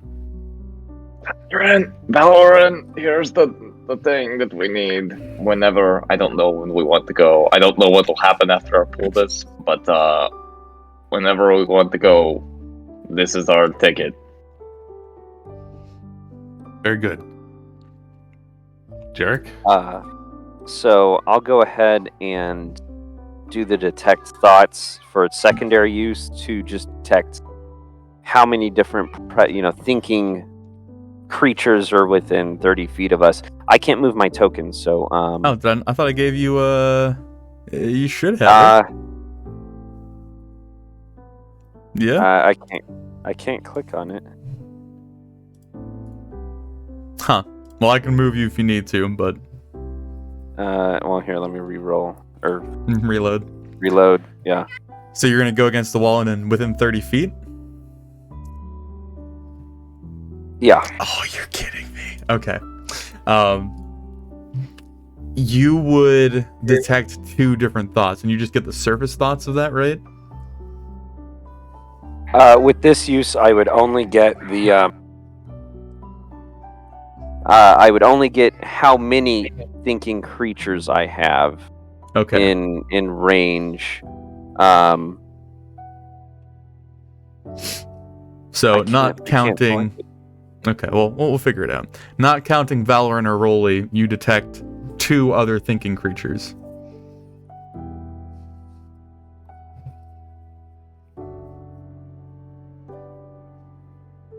Okay, and then I'll point through the wall and be like...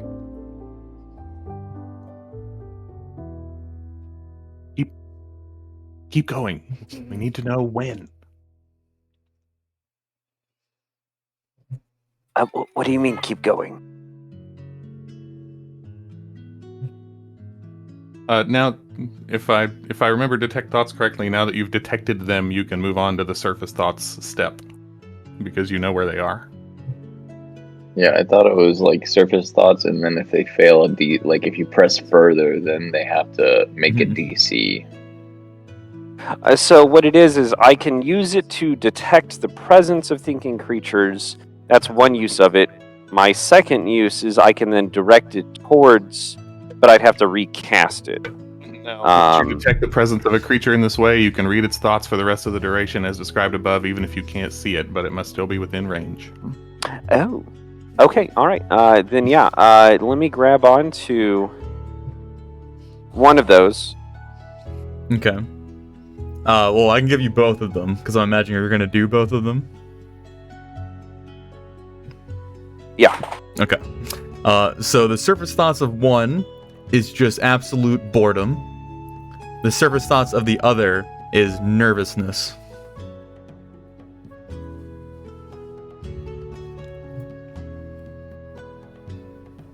One of them's bored and one of them's nervous. All you can get? Yeah, I can try and push further, but they're gonna know.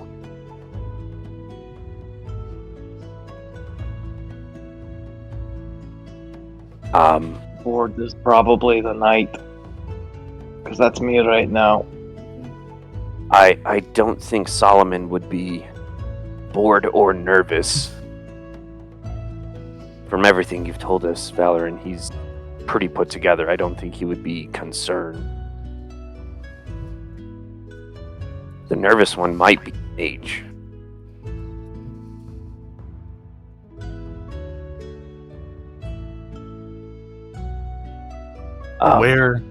Roughly where on the other side are they? Point at the wall.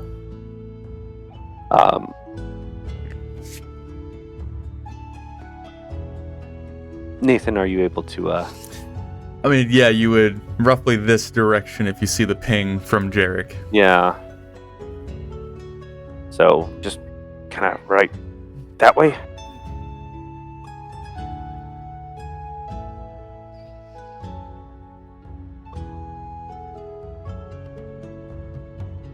Don't want to break in too early. Any ideas? Could you, is there anyone in the hall that you could maybe ask for drinks? Or maybe have Thor ask? Sure, but to what end?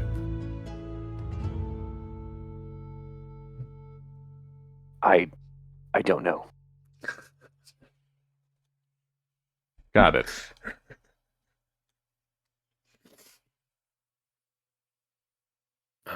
Valorant, and I'm whispering, so. Yep. When this all kicks off, I've got an idea. You said there's 2 gods out there, right? That's right. I imagine that one guard is going to make it in quickly, but the other one at the end, I might be able to go out and keep him occupied while the rest of you are in there. Would that be helpful, or should I come in with you? I think we go in together. We can't risk being overpowered at this stage. JD, can you detect the thoughts of the bored one? I would hope that whoever he is, he may be stupider, so he might, be more pliable in the mental department. I mean,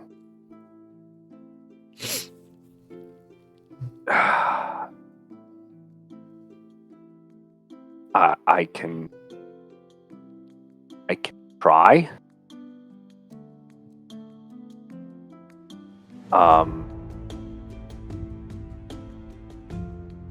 If I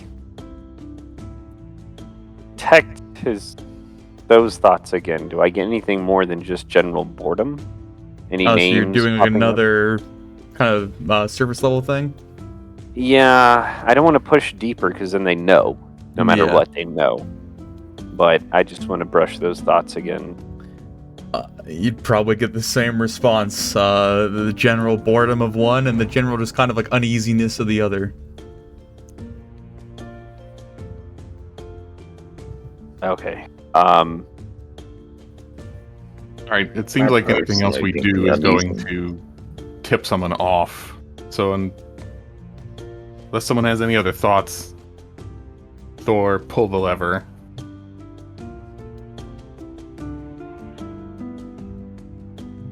Well, I'll wait like 5 seconds. Oh wait, Valorant. Do you want to ask the guards for drinks just to get at least one of them out of our way?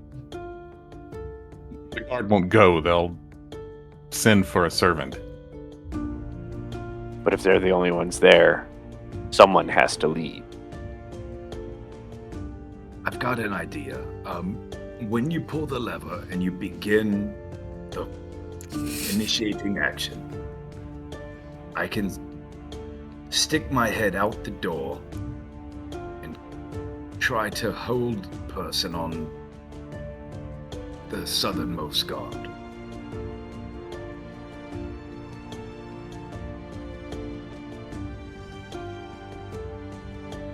Maybe save that for whoever's in the room. Okay. Right. Do it. Pull! So you pull this lever, and it's a little bit finicky to get going. It seems like it hasn't been pulled in quite a while. But you hear this, and there's like a small mechanical like click, click, click, shh. And as you kind of follow the noise and your eyes kind of peer down what might be different, you see a small section of the stonework in the wall in front of you, just beside the bookcase that it's beside. That's how you say that. You see a few of the stones that are in this rough grouping, maybe about a 2 foot tall by 3 foot wide space of the wall. Kind of juts out just a little bit before it swings openly to reveal basically a roughly cut stone tube between this room and the next, seeing that the end of this 10 foot long tube ends in a kind of, I don't know, a flush wooden door on the other side that you can see, kind of using the candlelight of the parlor going into the hole.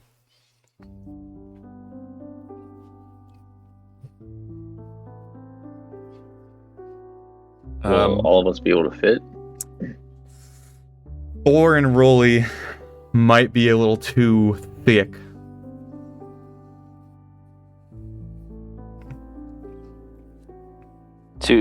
To fit it all, or just It'd be a very other? tight squeeze. Oh.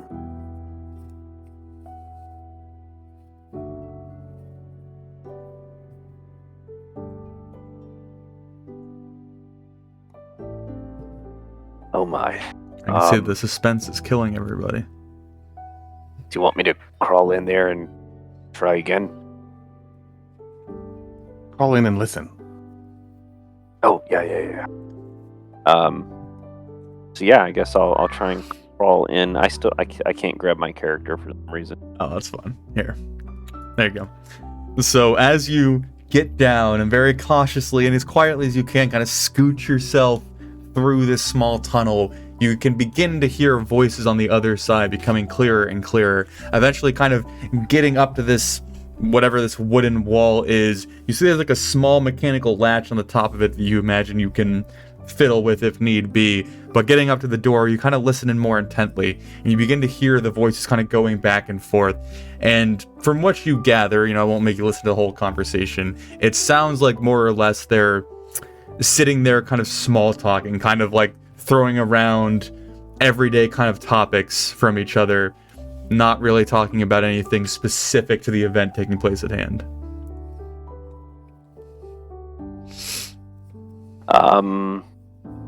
What do the voices sound like in terms of like masculinity, age? So you've definitely heard Lord Solomon's voice when he greeted Valoran, so you know that one of them is him. You hear a rather kind of gruff and deep voice from the others, and then a kind of lighter, more skittish tone, obviously an adolescent, juvenile male kind of voice from one of them. So those are the three different voices you hear.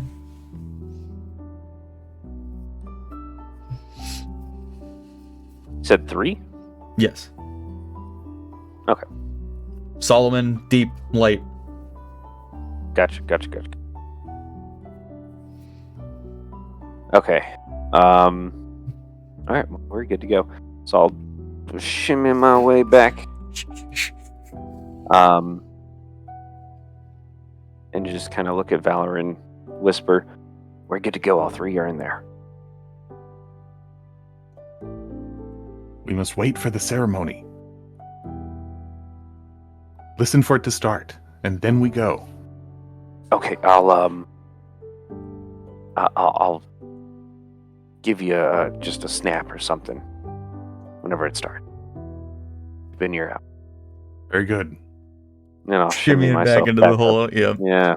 You're left in this rather dark and claustrophobic area for about 5 or 10 minutes. You're sitting there listening to them discuss, travel and other nobles that you don't recognize, random bits of gossip and whatnot kind of coming around. Eventually you hear kind of metallic clink that you would, I guess, is attached to like someone setting a cup or something down on the table. Finally you hear the voice of Lord Solomon kind of coming out a bit more clearly. Well, we can't be here all night. Let's get on with it then. And you hear them kind of shuffling around a little bit. You hear chairs and whatnot kind of scraping across the floor, and obviously some sort of commotion going on. I'd look at Thor and wave him over to me. What's up? What's up, Rolly? We're not going to fit through that tunnel. When Valoran goes through to do what he's going to do, let's bust out this door and run into the room from the other entrance. Those were my thoughts exactly. Well, maybe we can shout zombie. I don't know, something crazy just to throw them off. I think just shouting in general would be fun. I love a good scream. Once I hear kind of the initiation thing, I'll shimmy back out. Okay, they're starting. What do you want first? What'd you say? They're starting. Who do you want first? You, me?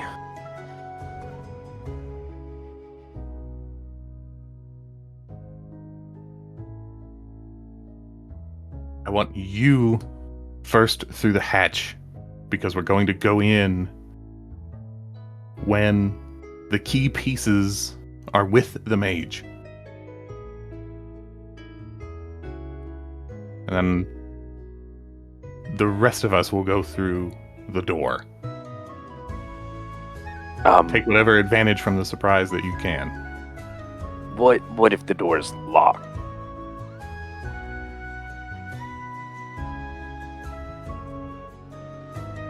Well, then one of us will just have to open it. Fair enough. Okay. I'll see if I can't hit them with a little something to distract them.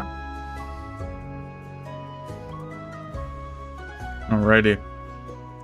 So you're gonna crawl back in there, wait for some sort of signal that it's going, and then pop out, Jarek? Yeah. And then the rest of you are going to go through the hallway? Like, I'm gonna wait where I can see Jarek, so that he can give me some kind of hand sign when the follow Jarek. point of time is upon us, and then we're going. What'd you say, Rolly? Could you not follow Jarek through the tunnel? I mean, it's just me and Thor that couldn't fit. Yeah, but I don't want the two of us to be stuck in that tunnel.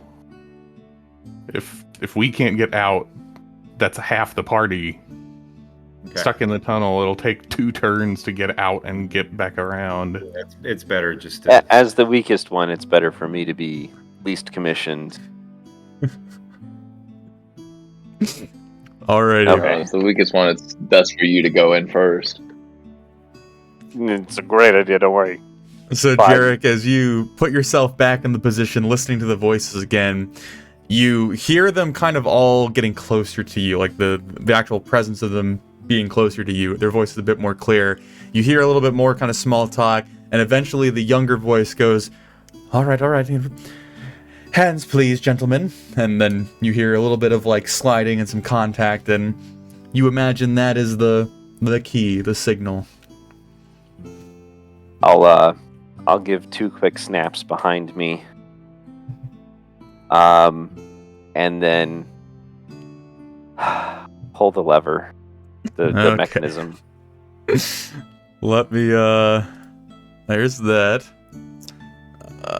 Alrighty. I'm gonna switch. Is combat music gonna be appropriate for this? We'll see. Sure, not this one. We'll try something else. Plan on killing something, so yeah. Alright. So, Jarek, as you hear the ritual begin, you reach up with your hand and you jimmy the little latch, and you see this wooden door in front of you almost kind of like fall unceremoniously in front of you, hitting the ground. That's kind of soft cluttering noise. And as it falls, and you peer your little hut out, you see this, very elegant, done up, comfortable, large room. And to your right, there are 3 men. One you very easily recognize as Lord Solomon. The one beside him dressed in full plate mail with a lot of like different decorations and awards kind of covering his surcoat and his sash and things of that nature.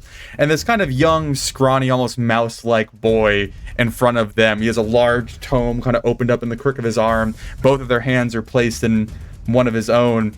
And as you poke your head out, you see the 2 older men pull their hand away from the mage, both kind of looking past him at you.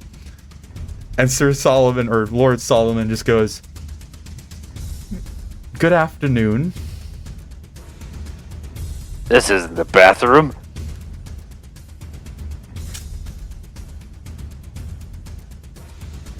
So, Valor and Rolly and Thor, you would know that this is going on, so what are you doing at this time?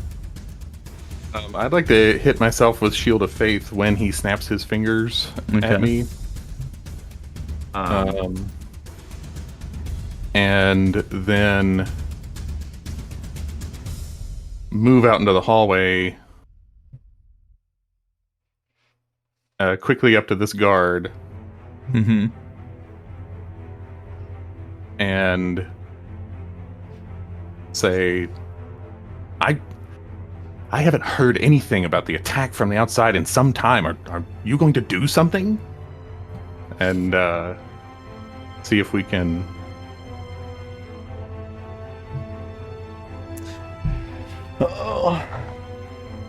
Alright.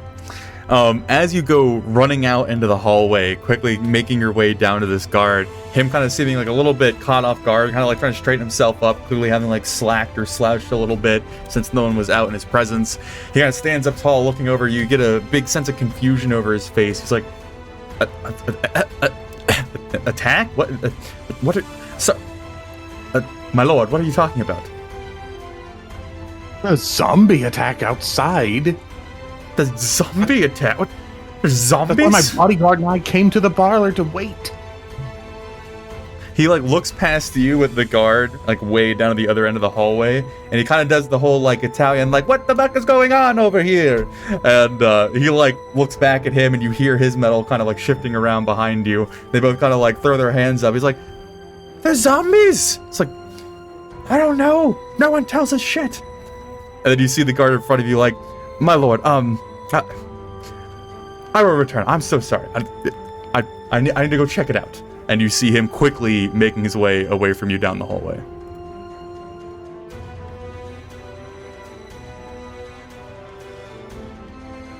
Rolly and Thor, are you doing anything specifically at this moment? Haven't been, I was ready to attack the guard, but I assume I heard. Yeah. Did I hear it? Okay. You can understand what happened, yeah. So at that point, I'm gonna say, look at Thor and say, "Well, here we go," and I'll run up next to Valoran. All right. Yep. When we're stacked up on the door. Yeah, sorry. Oh no, I was just gonna kind of wait for and make sure that the guard can leave, or is leaving, so that if we break a door, it's not he's gonna turn around and be like, "What?" And then I will come out and assist them with whatever we're about to do. Okay. So you all move into the hallway at this point. Once we're stacked up on the door, I'm gonna first try to throw it open, and then if it doesn't open right away, give Thor the look, and we're gonna smash it. Okay. So let's all roll initiative at this point. Jarek, you are gonna get a surprise round. The rest of the party will not. And then we will go by initiative order. Okay. Let's see what we got going on here. I never roll that high. I think that's the best I've ever done on initiative. Now's the time. We're done. I got a 13, just FYI. Okay. Oh, 1 second. Good job, Seth. Proud of you. So who got the highest? It's Rolly is 17. Rolly. And then Rolly, Valoran, me, Seth. Okay. Valoran. Thor, what was yours? It's a 13. 13. Okay. And then Seth at the bottom. Yeah, I cannot select. Here, and I'm still outside. Let me go ahead and do this. I'm gonna just warn you, I'm on a Mac, and I have no idea how to grab things with Mac controls, so I've been trying this whole time, and I can't. Okay, can you move that now, Seth? Yes, there we go. Cool beans. Okay. Oh, wait. Oh, I can just use my arrow keys. Let's go. Okay. There you go. Okay, everyone settled? Alrighty. So, Jarek, as you unceremoniously move into the room, Lord Solomon kind of giving you this almost bewildered response. You are allowed to act first as you hear a kind of muted conversation going off in the hallway, hopefully being your companions. Okay.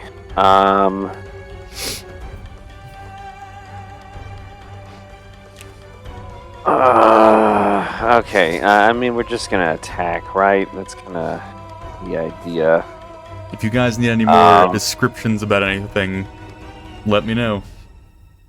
You know, I'm still disguised as a servant, because that lasts for an hour. Yeah. I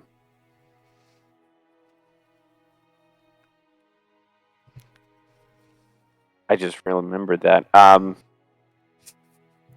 Your wine, sir. No, that's not the bathroom.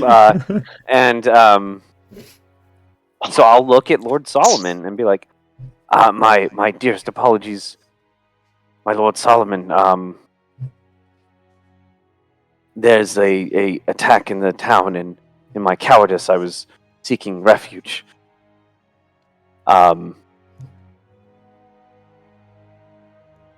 And God, I don't even know at this point.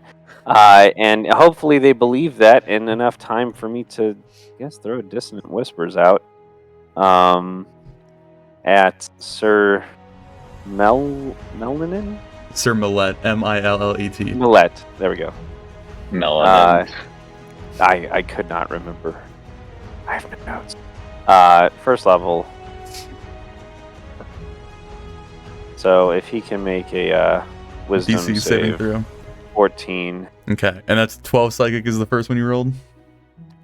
Christ, how many is it? Yeah. Right. And then if he fails, he has to run away as well. Alrighty. 1 second. Let me prepare something real quick.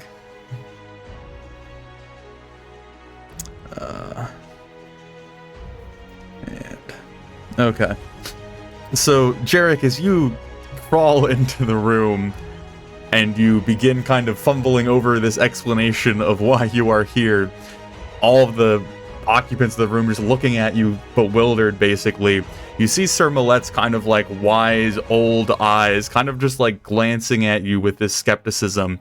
And as you weave your words of, well, I guess not words of terror because it's actually a different spell, but you weave your words into your explanation, you see his eyes kind of growing wider and wider before you see this kind of aged, ragged warrior kind of stand up tall and stiff, and then he kind of winces and then begins booking it away from his companions.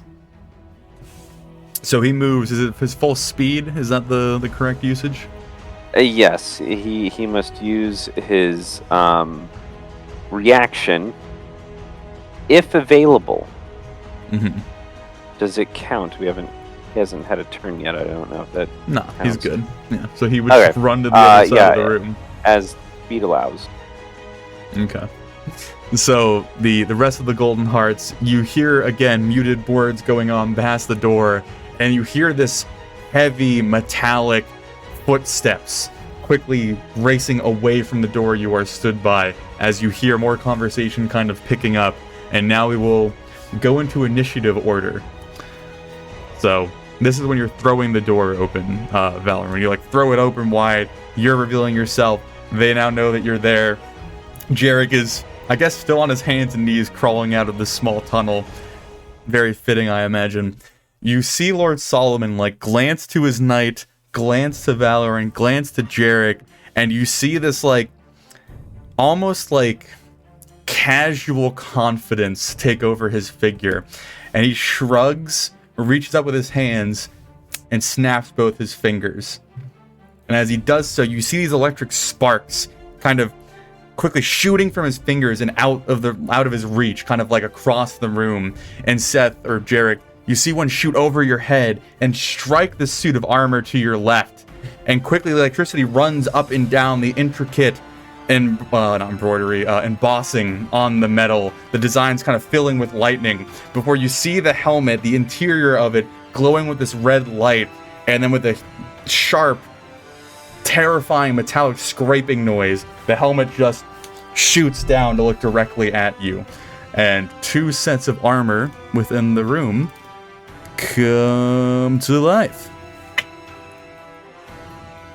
And then as the electricity kind of lingers out of existence, Solomon looks over at Valorant and just kind of gives him a very curt nod. Lord Athelvain, we were not expecting you this evening. And that will be his turn. So we are now to Rolly with Valorant coming up behind. Okay. So do I have line of sight on the mage and on Solomon from where I'm at? Yes. All right. I'm not gonna move, but I'm going to cast silence on. I'm gonna cast silence on Lord Solomon. Okay. And well, centered on him, right? So let me pull up the spell here. Okay. There we are.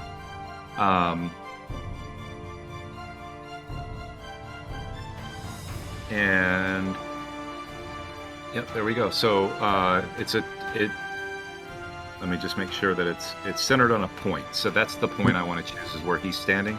Okay. So a 20-foot radius around that. Silence. And then I look at Thor and Valor and go do your thing, boys.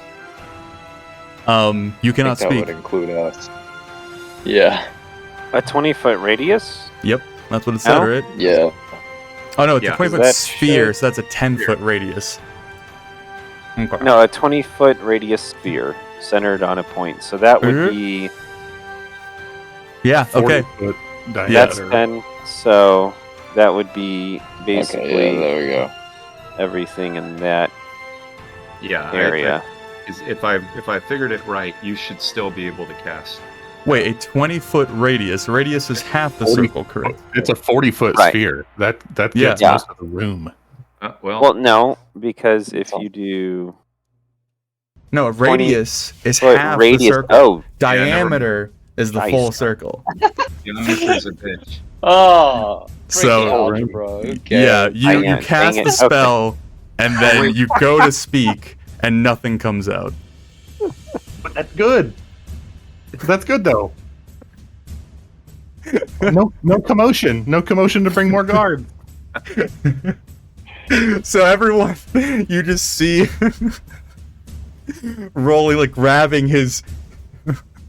I love this game. Grabbing his emblem, reaching out with his power, and then the world is cast into this void of silence, and you see Rolly,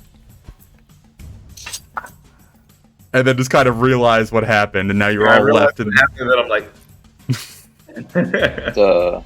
Just keep in mind you can't cast spells that that involve use a vocal verbal component. component. Sorry, Seth. It might be a little rough for you for a minute. But... nah, it's fine. It's good. Okay, so that was... do you have anything else, Rolly? No, and is it clear behind us? Did the guards... Are they gone? Yeah, as far as you can tell, they're like off somewhere else investigating something. Got it. Okay, so we're to Valorant, sir. All right. I'm gonna move here. I'm going to first attack the young mage. Okay.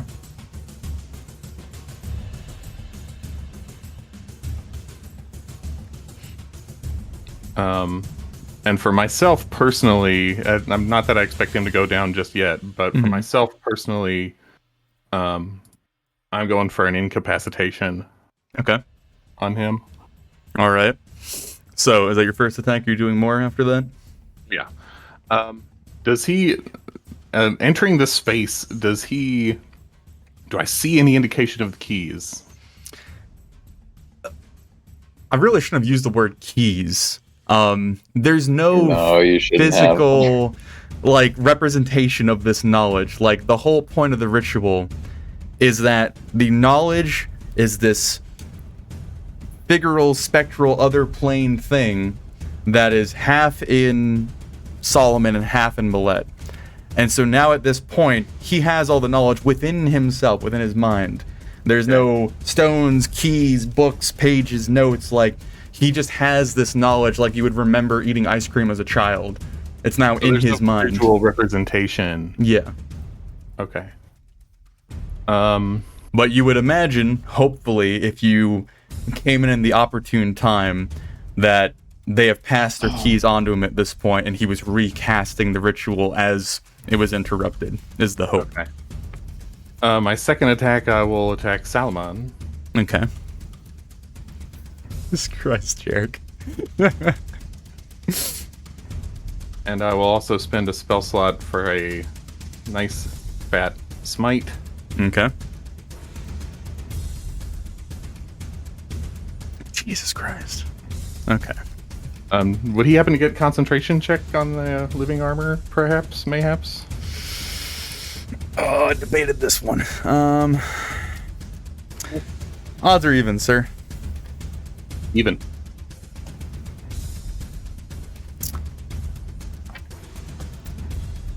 What's the total damage you're doing to him? It's 23?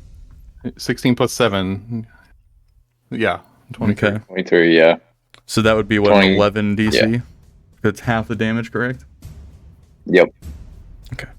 It's either 10 or half the damage if it's greater. Okay. All right, is that all you got, sir? No. I will make my bonus attack against Salamon with the butt end. Okay. And he's going to get it again. Another smite? Yep. Jesus Christ. Okay, so 22. that's 22. Okay, beat it. 22 again. So that's 11 again. So at 11. Yeah. Okay. Okay, is that all you got, sir?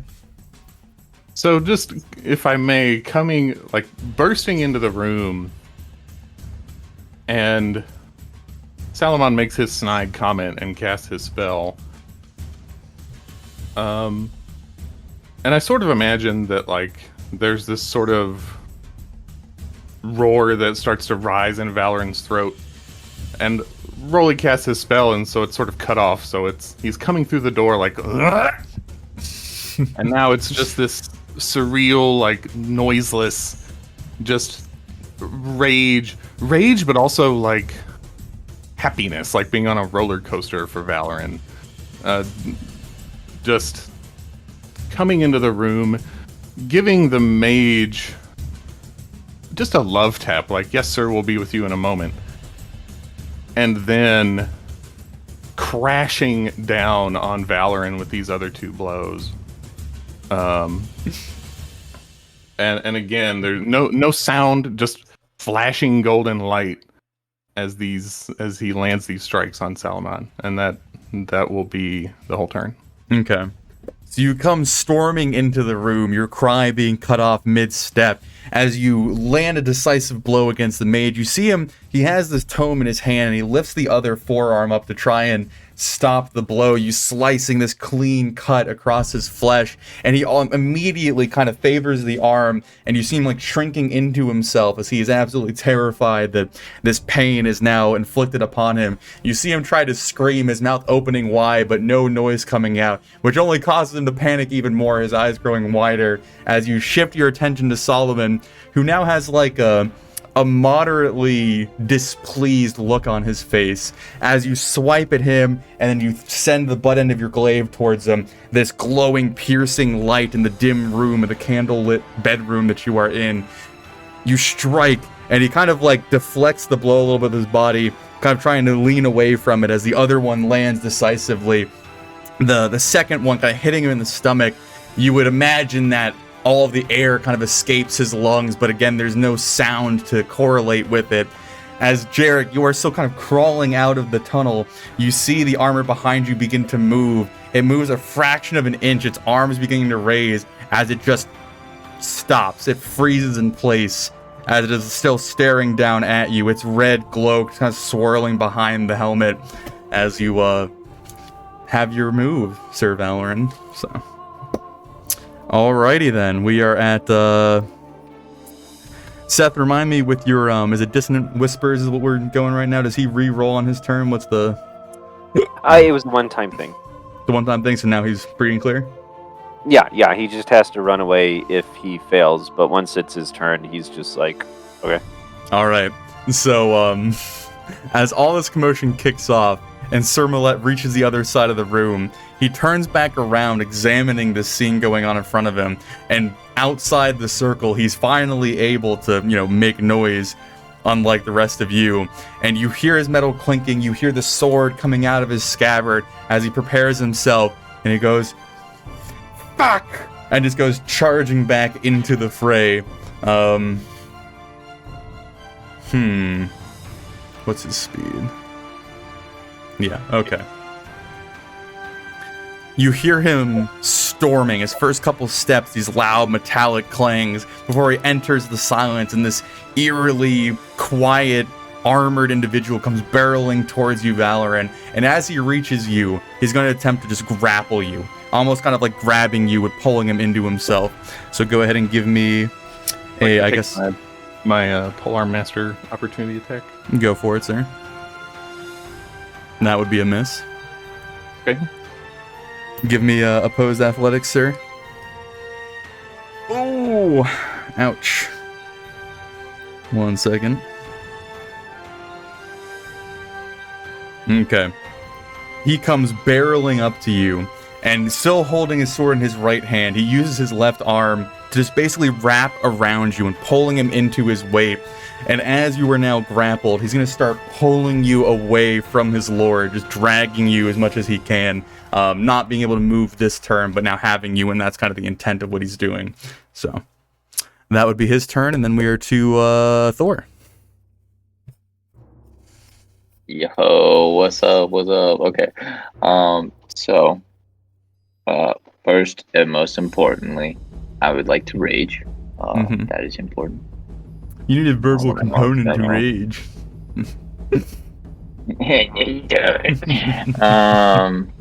And then, secondly, I will.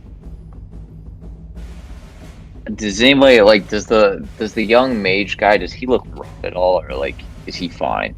Oh, you cut out what you said? Oh, does the mage look rough, or like is he fine? Like, I don't know. Like, does he just look like he took like one hit and he's good? I mean, he's cowering in fear and trying to run away at this point, so you can take that for what it is. Okay, cool. Well then, I'll just run up into the middle of all three of them, so that then none of them can run away from me at this current point. And I will take 2 slashes at. Hold on. Lord Solomon. Okay.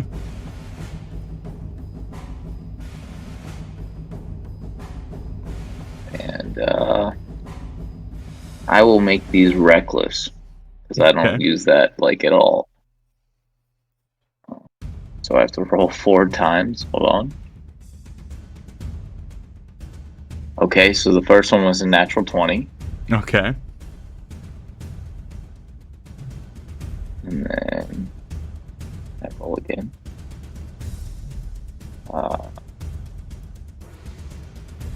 Second one was a 21. Okay, those both hit. Okay, so the first one, I roll that damage. That's 12 plus 5 plus 2, so it's 19 points of damage on the first hit. Okay. And then if I ever get to the point where I'm about to kill somebody, I am using non-lethal force because he never told me to kill them. Okay. So just FYI. And then the second one is 15 points of damage. Okay. Anything else during this turn, sir? Who did you attack again? Lord Solomon. I'll just kind of waltz up to him, make my 2 slashes, put my sword in the ground, and then just stand there and wait for the oncoming assault, I'm sure. Okay. As you step into the room, everything kicking off incredibly quickly, and you landing your blows on Solomon, he's now looking a little bit overwhelmed as more people begin coming at him from every direction. He kind of desperately looking over to Sir Millet, hoping that he might be enough to rescue him. The mage to your left, as he is injured and kind of moving away, tries to just flee from the violence kind of pouring from these doors. Go ahead and make an attack of opportunity on him, I guess, since he's trying to leave your area of influence. Okay. Gotcha. Yeah. That would be a 12. That does not hit. So Alright. he's going to try running this direction, which Jarek would give you attack of opportunity as he's leaving your sphere of influence. Is he leaving? Or is he just going? Okay, yeah. Yeah, I guess. I don't want to kill this guy, that's the problem. I mean, you can hit him with non-lethal. Does that ever work? That hits. Although if I kill him with this, that would be really useful. Yeah, that's what I was thinking. Raise him from the dead, bro. So as he is like scrambling across the floorboards, again, not making any sound as he's desperately trying to get away, Thor's sword kind of clunking behind, well, not clunking, silently sinking into the wood behind him. I don't get to use descriptive audio terms. He flees away. Jarek, as you are still not stood up from your position, you kind of stab him in the ankle as he's crawling by. And again, you see him kind of like scream out in pain, but no noise coming out as you can't stop him, and he just runs or crawls by you. He gets to the fireplace, almost crawling into it in panic, and you see him flipping through his tome quickly before you hear a bunch of words laying like strung out, and there's a giant puff of smoke, and they get sucked up into the chimney. And he disappears.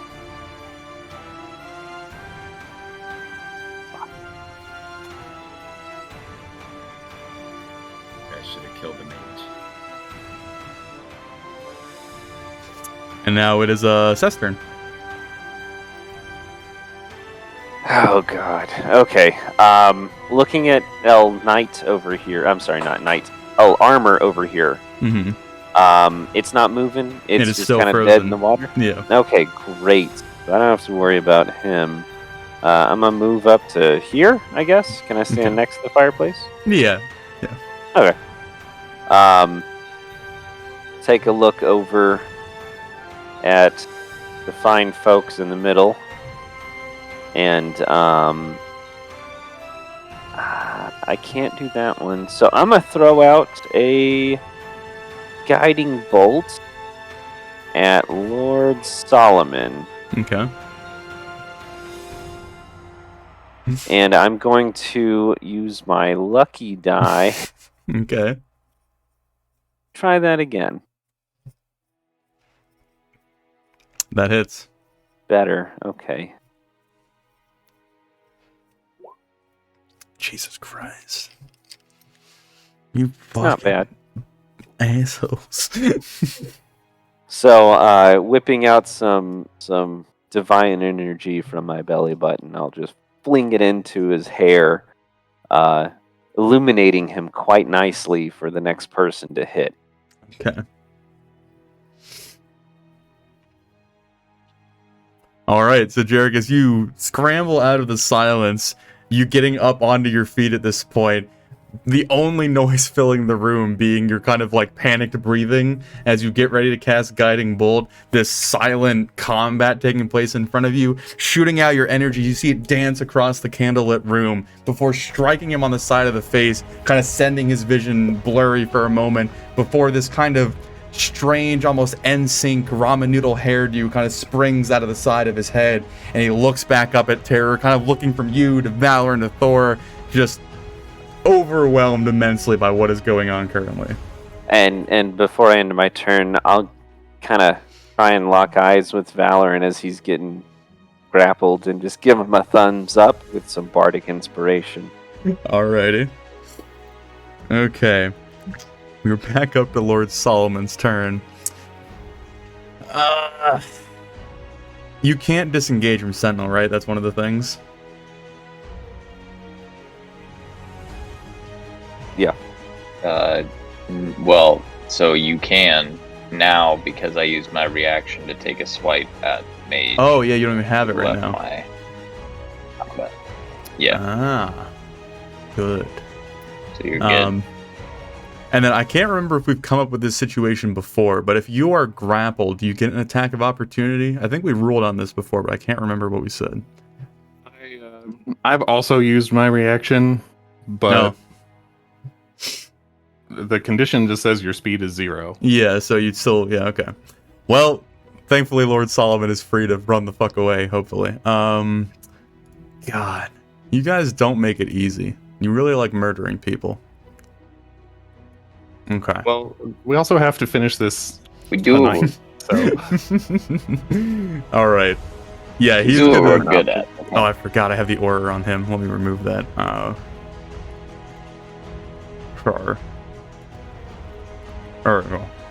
He is gonna run up to here to escape the aura, just kind of running in panic towards the corner of the room. Finally realizing as he breaches the radius of the silence, able to hear himself again.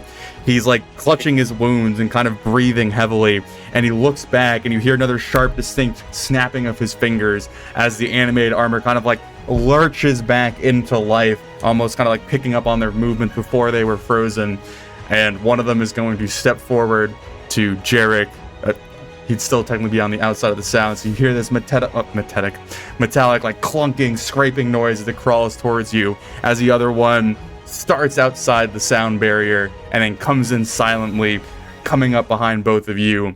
It's going to attack Jarek. What is your AC, sir? A very solid 13. Okay, that's going to hit. That's going to hit. And then I guess it's going to do both its attacks on Valor, and I'm going to give him the flanking bonus. What's your AC, sir? 20. Huh? 20. Gotcha. Because you have that Shield of Faith, right? That's right. All right. He hits you once. Jarek, I love you so much. I'm so sorry. Oh, damn. Okay, that's not good. Oopsies. I need you to resolve the first attack. Okay. Before you hit me with that second. Okay, so your first one is 12. Okay, thank you. And then as a reaction, I'm going to hellishly rebuke that bad boy. Let's go for broke with a 3rd level spell slot. So he needs to make a dex saving throw of 14. Okay. He succeeds. In that case, take half of 27. Okay. In fire damage. Okay. 13? Yeah, 13. Gotcha. Alrighty. So as this armor kind of like picks up its lurching motion that it had before, it stumbles into a step, its helmet now locked on you again. It just reaches forward with its arms and its body and its momentum, just kind of plowing into you, kind of knocking the air out of you as you throw back this fiery, licking damage to it, kind of dancing across the metal, kind of heating it up to this red the red glowing temperature as its arm swings around again and connects with another attack, dealing 10 damage to you. Okay. And then the one behind you, Valoran, got a hit on you. It's going to deal 5 damage to you, sir. So as you are grappled by the knight in front of you, his arm kind of pinning you to his side, the armor behind you silently looms over you before it's kind of hitting you in the shoulder with its gauntlet, causing a big, dull area of pain to kind of grow on your flesh. And that would be... So as Lord Solomon escapes the area of silence, recasting his spell, his eyes focusing back on Valoran, able to finally speak, you hear his usually calm, almost cold demeanor kind of crack and waver a little bit as he calls out to you, Lord Athelvain, this is not needed. This is unnecessary. Stop what you are doing. And that would be his turn. And we're to Rolly with Valoran coming up after. Okay. If I move here, do I still have line of sight on Solomon? I would imagine you do. Let's do a quick... Yeah. Okay. So I'm going to move back so I can cast now. Mm-hmm. I'm going to cast Guiding Bolt with advantage on him. Okay.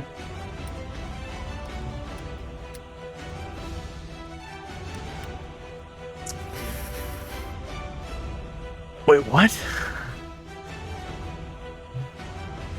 Did I click over? Why are they green? I'm confused. So you rolled... D12s. or something. Oh. Like it.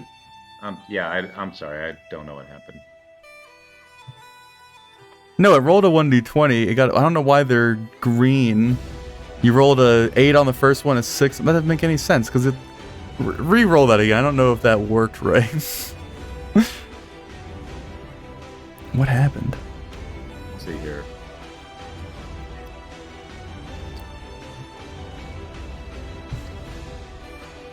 I'm very confused.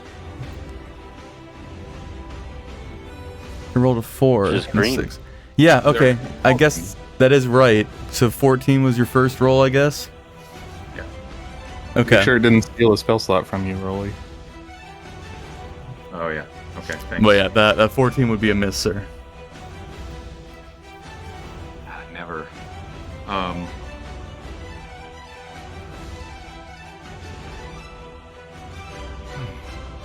Okay. At that point, then I'm going to just 3, 4. And is this a table or a rug? Yeah, that's a table. A table with a big map over it. Can I just get up on the table? Well, didn't you move 5 feet back to start your turn? So you went 5, and then, yeah, you'd be able to get there. Yep. That's where I'm at. And yep, that's it. Alrighty. So, Valorn, you're up, sir. So, not even hardly acknowledging Millet, just eyes locked on Salamon. And I don't think I can hear either. Like, I think anything from the outside hitting that silent zone is like there's no sound inside the silent zone. It says no sound can be created with or passed through. Oh, okay.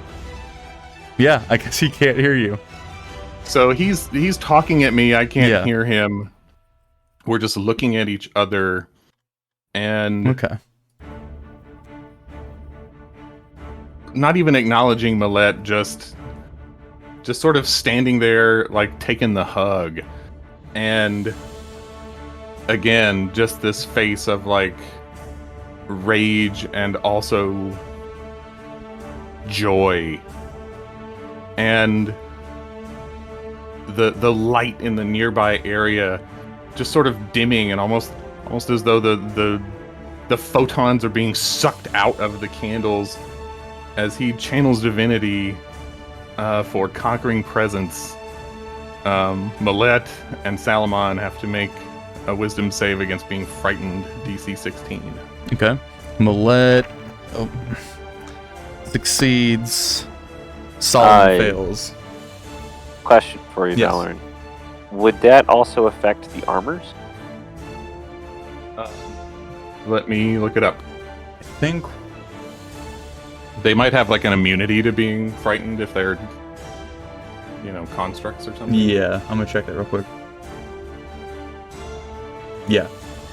They cannot be frightened or feared. Yeah. Oh, okay.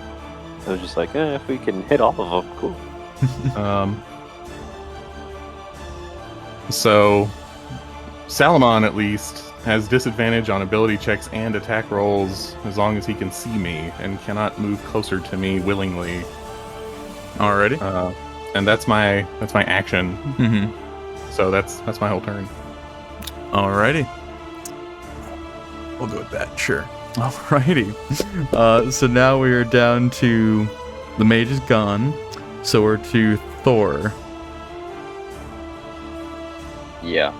So can I look at Valorant, and then just silently be like pointing to either does he want me to go up the chimney after the mage, or does he want me to go, hit Solomon, or point to where he wants me to hit, essentially.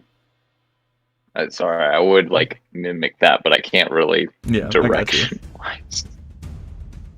Do you want to give me any kind of response here? It's not my turn. I really don't subscribe to that as much. Like, if you're in combat going on, people have to be able to communicate without waiting their whole round. So if you want to like point to someone, I'm fine with that. So Valorant glances at Thor out of the corner of his eye and then just sort of like elbows at Millet. Okay. Then I will, since he is engaged, I can... Do I need to be behind him to flank, or am I already flanking technically? No, you have to be to the side of him to get the +1, behind him to get the +2. Is how the rule goes now. Okay. Gotcha. Then I will be behind him, so that he can't move that way. And I will take my 2 strikes. Okay. And that's a 18 plus 2, so 20 to hit. That's a hit. And then another 20 to hit. So, oh wait, can you see them now? No. Oh, okay. Gotcha. Sorry. So then now let me roll damage for both of those. That is 11 damage for the first, and 15 damage for the second. Alrighty. So as... Oh, and then I guess as my bonus action, I'll activate that pendant that I did not activate before. Okay. So as you try and get some sort of direction from Valorant, getting the go-ahead to go for Sir Millet, you run up behind him, wielding your sword, and just start wailing on the back of this man. His armor is kind of taking the blunt of your blows, the slashing of your sword, not really digging that deep, but you are able to just basically relentlessly plow into this dude's back, and you see him kind of like take the blows. Again, no noise being created, but he's still determined to lock his grip onto Valorant at this point, kind of ignoring your attacks. And that would be your turn. So now we are down to Millet.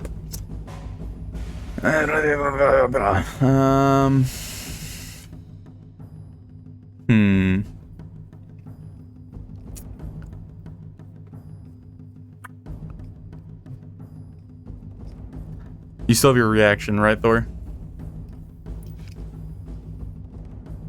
Go ahead, give That me is correct. a attack with it then. Okay. So if he is Do I still get the grappling you, +2? Valorant, what do you mean +2? Oh, for flanking? Because I'm like... Yeah, sure. But yeah, Valorant, since he's grappling you, he can just freely kind of move you around, correct? He gets half his movement speed. Yeah. To do that. Gotcha. So 24 to hit. That is a hit. Damn. 0. Half a 0 is 0. That's 14 points of damage. Okay. So he tries to like take a step with Valor, and both of them still kind of entangling themselves in one another, not in a romantic way. And Thor, you strike him again. You see this look of kind of frustration coming over him as he's trying his best to solve this hopeless situation quickly surrounding him. I guess he's just gonna strike Valorant, I guess out of anger. He has nothing else he can really do. And your AC is still 20, sir? That's right. Oh, so close. He does not hit. Well, that would be Sir Millet's turn, so we are now down to Jarek. To pull up my crossbow would be my action or interact with object. I think you can switch weapons that you are wielding freely. Like, if you had your crossbow, like, as a weapon you were going to use, you can just use it. Yeah, the free action. Yeah. Okay, yeah, I'll take it. Okay. I'll take a look over at Solomon, pull up the crossbow, and fire off a shot. I'm gonna burn a lucky die on that one. Alright. I'm pretty sure that's not gonna hit on a 14. The other one? Let's hack thing.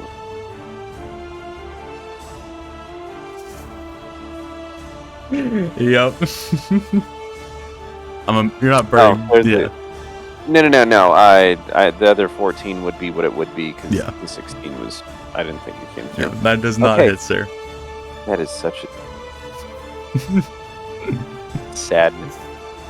Okay. You don't have any sort of inspiration or anything, right? No. Okay. No, I don't. Gotcha. So I'm done. Have fun, guys.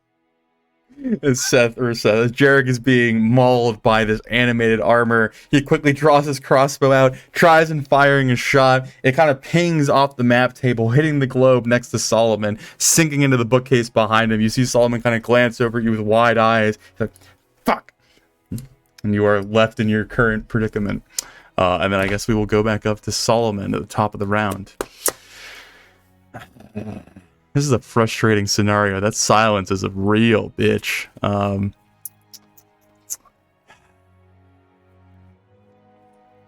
And he can't move towards you, right?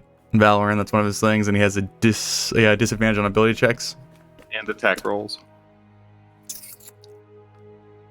He can repeat his save at the end of his turn. Give me a second. I'm looking up a rule.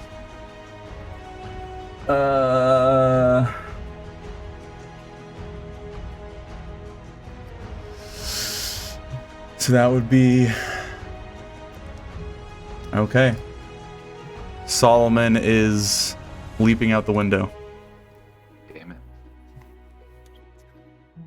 He's gonna take... So that's 2. Oh my god, this could be really bad. Oh, fuck. Is old man Solomon strong enough to bust through that glass? So, as Solomon is getting harassed, shot at, he's trapped in the corner of the room. He sees that Sir Millet's and his armor's attempts to do anything to protect himself or stop the onslaught coming his way. You see him take a moment to reflect, kind of thinking through his possible opportunities, and then with a look of determination turns towards the window and dives out of it. Jarek, the only one to hear the glass shattering, this distant screaming, and then a kind of sickening loud crunch that ends the noise. As you hear the noise, the armor that is assaulting you loses the red glow behind the helms and locks in place as they are no longer actively moving. And we are now down to Rolly. Alright, I'll go here. I'll drop like some Game of Thrones shit. I'll drop the silence and cast do I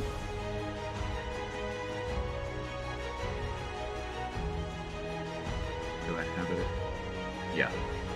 So I'm gonna cast Inflict Wounds on Millet. Okay. 18. Does that hit? That is a hit.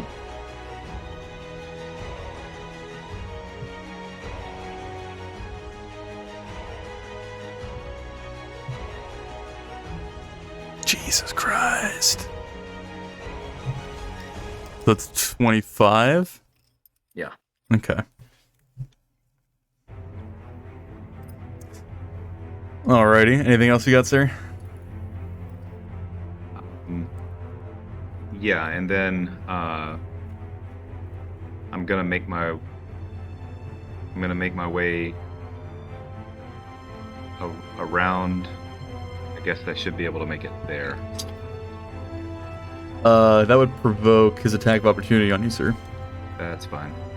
Alrighty. Okay.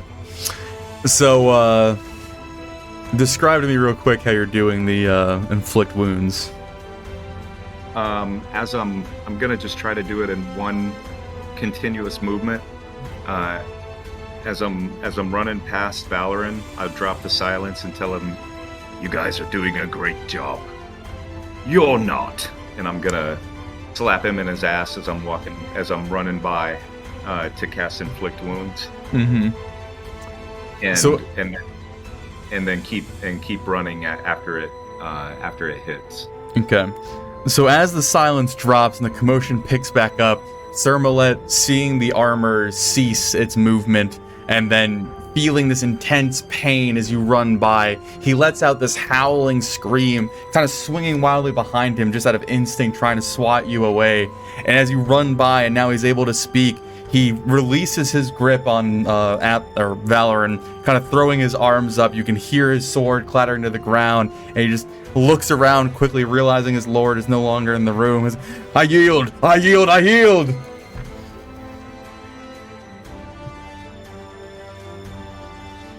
Is combat over? If you want it to be. Well, yeah, my turn's over, but I'm gonna. Yeah, I mean, it would be Valoran next in the pecking order, so. My turn? Yep. Attack number 1. That is a miss. Even with flanking?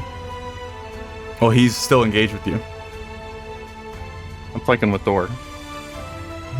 He's engaged with you. Thor's flanking him. Oh, okay. I forget how our flanking works. That's fine. Yeah. Number 2. I'm gonna use my inspiration on that. Okay. Damn, fuck. That was a miss. And bonus attack. That is a miss. Wow. That's rough. Valoran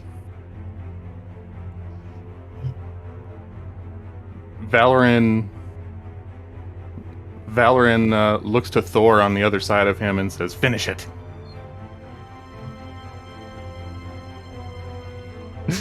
So, Thor, as you are stood behind this man, his arms held up, you see Valoran lash out, and Sir Millet, trying to disengage, trying to give up, kind of like glances one of the blows with his arm, another blow coming, glancing it with his other, the final one hitting the dull armor, this ringing metal sound coming out, and you see Millet, like more afraid, kind of back up. You feel him kind of bumping into your chest as he's trying to retreat, as Valoran spits at you, finish him! And now, yep, no one's left, so it's your turn, Thor. Oh, don't do this to me. Fuck. Okay. Your lord has commanded. He She wants had him this dead. little tooth. Reckless attacks. All right. Get that one off my screen. Okay. Well, that's 17. Does that hit? That's without the flank, right? The 17. No, that's with the flank. That's a miss. So it's a 15. Okay.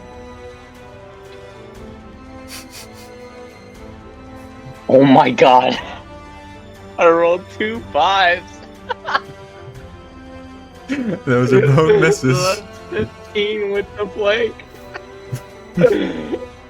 Oh. Okay, so as you clang your sword against the back of his armor again, realizing that he is still being assaulted from behind, he's panically kind of looking from you to him, from you to him. Is that all you have, sir? Yup. I got my 2 misses. That's what I got. As he is being assaulted, he's going to attempt to flee. I guess that would trigger both opportunity attacks for both you and Valoran. Alright. If I see him take it, then I'll take it. I'm assuming he's gonna take it then. That's a miss. Jeez. I rolled a 4. So, wedging himself out from between you two, with a look of desperation and terror, he is going to just make an absolute run for it. Making it to there. And then we are to Seth, or Jarek. I mean, God. Why? Oh. We're like not supposed to. Okay, so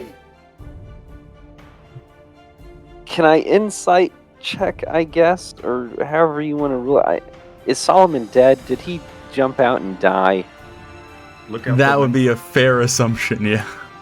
Okay, well, I don't want to expend the movement to look out the window because I need to get this guy downed. Because he's got to go down. So, 30. Yeah. And then 30, 40, 45. Because he's got to die. We don't have an option. I hit him with it strong.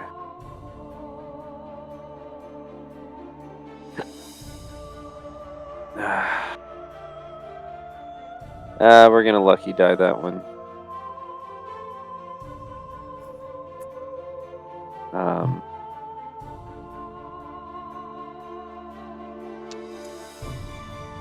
It's a miss. That's still a miss, right? Yeah. God. Clearly we are not meant to kill this guy. That's what I'm saying, dude. Destiny just missed like 5 hits on him. I mean... Okay. And with that, I will heal myself for 2d6. Okay. As you hear Sir Millet racing down the hallway, and everyone's desperate attempts to stop him fail, his metallic footsteps growing more and more distant as he flees from the room, you hear his voice ring out, going, "Oh, thank God! Oh, thank God!" And as Valorant and Thor and Jarek all being able to see down the hallway, you see like a feminine figure coming from around the corner. Valorant, you would quickly recognize it as your mother coming the other direction. Her hands kind of like gently grasped in her hands as she looks rather surprised that Sir Millet is racing towards her. She quickly, you see her eyes, even from this distance, dart from him over to you, and there's like the quickest exchange, a silent exchange between you two, before she just kind of like nods her head a little bit, puts on this show of like throwing her hands up and looking all dainty and scared, and as Sir Millet runs up to like go and grab her and begins to explain, his voice is cut off as her hand darts from her hair and then reaches up into his neck, and you see his figure kind of stop and lurch, his hands kind of like grabbing at her weakly before his body begins to slip, and she just gently leads him down to the ground and then pulls her hands up, kind of like wiping them on her dress and then putting her hands back cupped in her hands. Roll an 18 when none of us can. Awesome. He wasn't expecting it. You're not the only bitter one there, Rolly. Okay. Well, It was a sneak attack. I'm gonna start giving instructions She's a rogue. like really quickly here. Mm-hmm. Um, I'm gonna run and grab his body. Are we out of combat? Yeah, seeing Rolly do that, that's good. Valorant grabs Jarek, and in like under his breath says, "Get the mage back down here. Disguise yourself if you can. Say, Kahan, we did it. Come back up the chimney. Go." Is he even up the chimney? Did he just teleport? God. So I'll go ahead and disguise self real quick. And then using minor illusion, cast up the chimney in Solomon's voice. Mm-hmm. Kahan, we've done it! The Marauders are dead! As you run up to the chimney, throwing forward your illusion, hearing it kind of echoing up the stonework of the chimney, there is no response.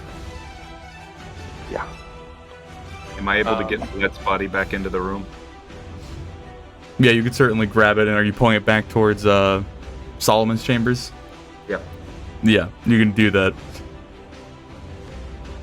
Jarek. And then, and I'm sorry, last thing.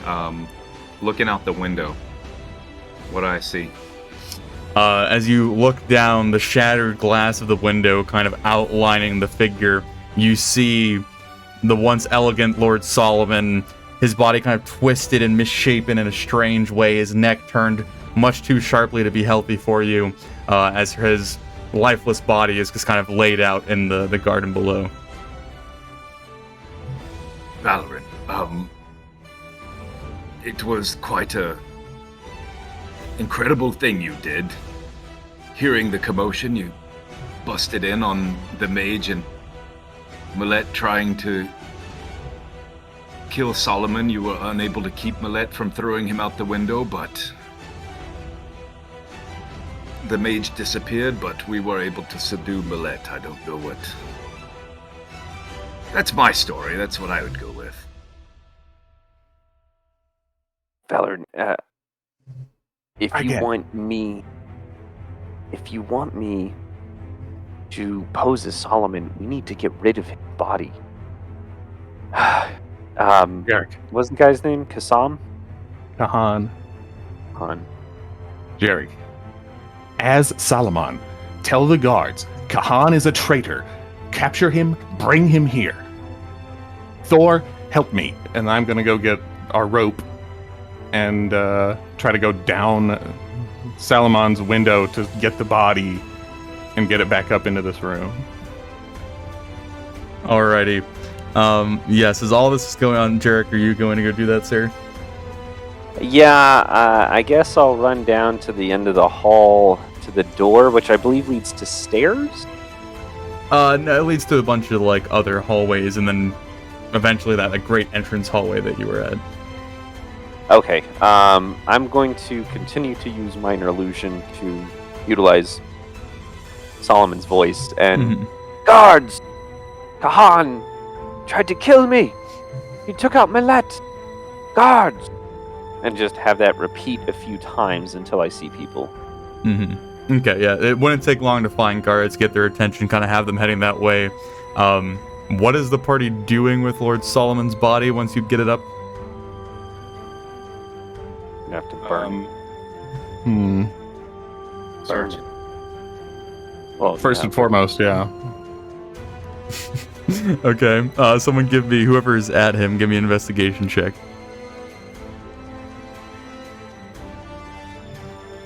Oh, and we can stuff him inside that the little hidden tunnel. He and Milet both, potentially. Yeah. Well, I called out to the guards that the mage killed Milet, so we need the... And he killed Milet with the animated suits of armor. That's why he has cuts on it. I like it. Okay, so we are stuffing Lord Solomon in the hidey hole, and I'm assuming locking that up. Is he dead? I want Yes. to verify that he is dead. He is dead. As far as you or Rolly doing a medicine check, he is dead. What the hell with that? I'm going to stab his ass. Okay. Yeah, get him a couple times in the heart, just in case. Well, I have silver arrows. Stab him with the silver arrows, just in case he's a changeling. So with that investigation check, there isn't anything that you can quickly find as all this commotion's going on. There's obviously a signet ring on his hand that would, you know that's there and is useful. So there's that. Give it to Jarek. Okay. I have the power. So as Solomon's body is stuffed, Milet's body is laid out, the story is straightened, Valoran, your mother just kind of glides into the room, this look of just absolute disappointment on her face as everything is going on, and finally the story is kind of put together, and there's a bit of commotion kind of coming from Jarek disguised as Solomon coming down the hallway. She walks up behind you and just slaps the shit out of you. Just this hard, direct slap, and you hear her voice genuinely wavering with emotion. She's like, I told you not to be a hero. we will talk about this. And then after she's done her little berating, you see her kind of look over at Millette. She reaches up, her hands kind of like grabbing the bottom of her face, and just like a broad in a horror film, just lets out this ear-piercing, shattering, wailing scream of terror, selling this, damsel in distress kind of situation as Jarek/Solomon comes barreling down the hallway. So, one thing I would like to do is strip Solomon of everything. You wouldn't be there, and when you did get back, you'd have guards with you. Well, I told the guards to go find Han. Well, okay, wait. I'm confused. You said Kahan is a traitor. Kahan is a traitor. Go find him. Because I told Jarek to tell them to find him and bring him here. Gotcha. Yeah. Okay. I would not have told them to come with me. I don't think that you could expect no guards to show up after that. Like, there's certainly guards going after him, looking for him, but I imagine either, like, guards or knights or someone would come back to the room if there was, like, an attempted assassination.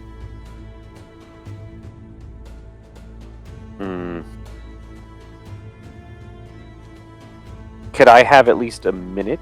At least to tell them before they get back I'll say, up? like, you can alert them, quickly hoof it back, and then as they're getting there, you could have, like, a few moments. Okay, yeah, I'd just be like, hey, strip Solomon of everything he has and destroy his face before these guards get in there in case the body is ever found. And then I will actually go and try and meet the guards to give them more time to do that. And I'll have the ring on, all that stuff. Okay. All right. Does anyone do that? Please tell me. Yeah, I imagine people are facilitating it. I can strip them. All right. So to help smooth over some of these things, Jarek, go ahead and give me a performance check. I guess that's really all we're needing right now. Is there anything else anyone's doing at this time? I am out of lucky die, guys. So for the love of God, I hope this is good. All right. All right. So, as commotion quickly, you have an hour of this, guys, right? Yeah, I just need to cast it once an hour. Gotcha. As all the commotion kicks off and this huge explosion of chaos basically covering the manor, people barging into every room, scouring the gardens, going through the town.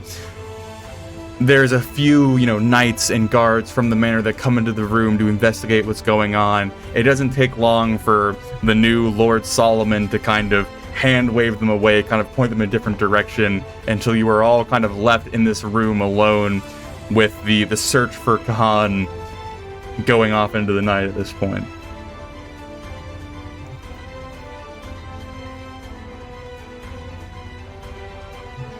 You're unmuted. He's got to have something good in here, even if the mage got away. So, a thorough searching would be in order. Try and give me, what precisely you might be interested in or looking for.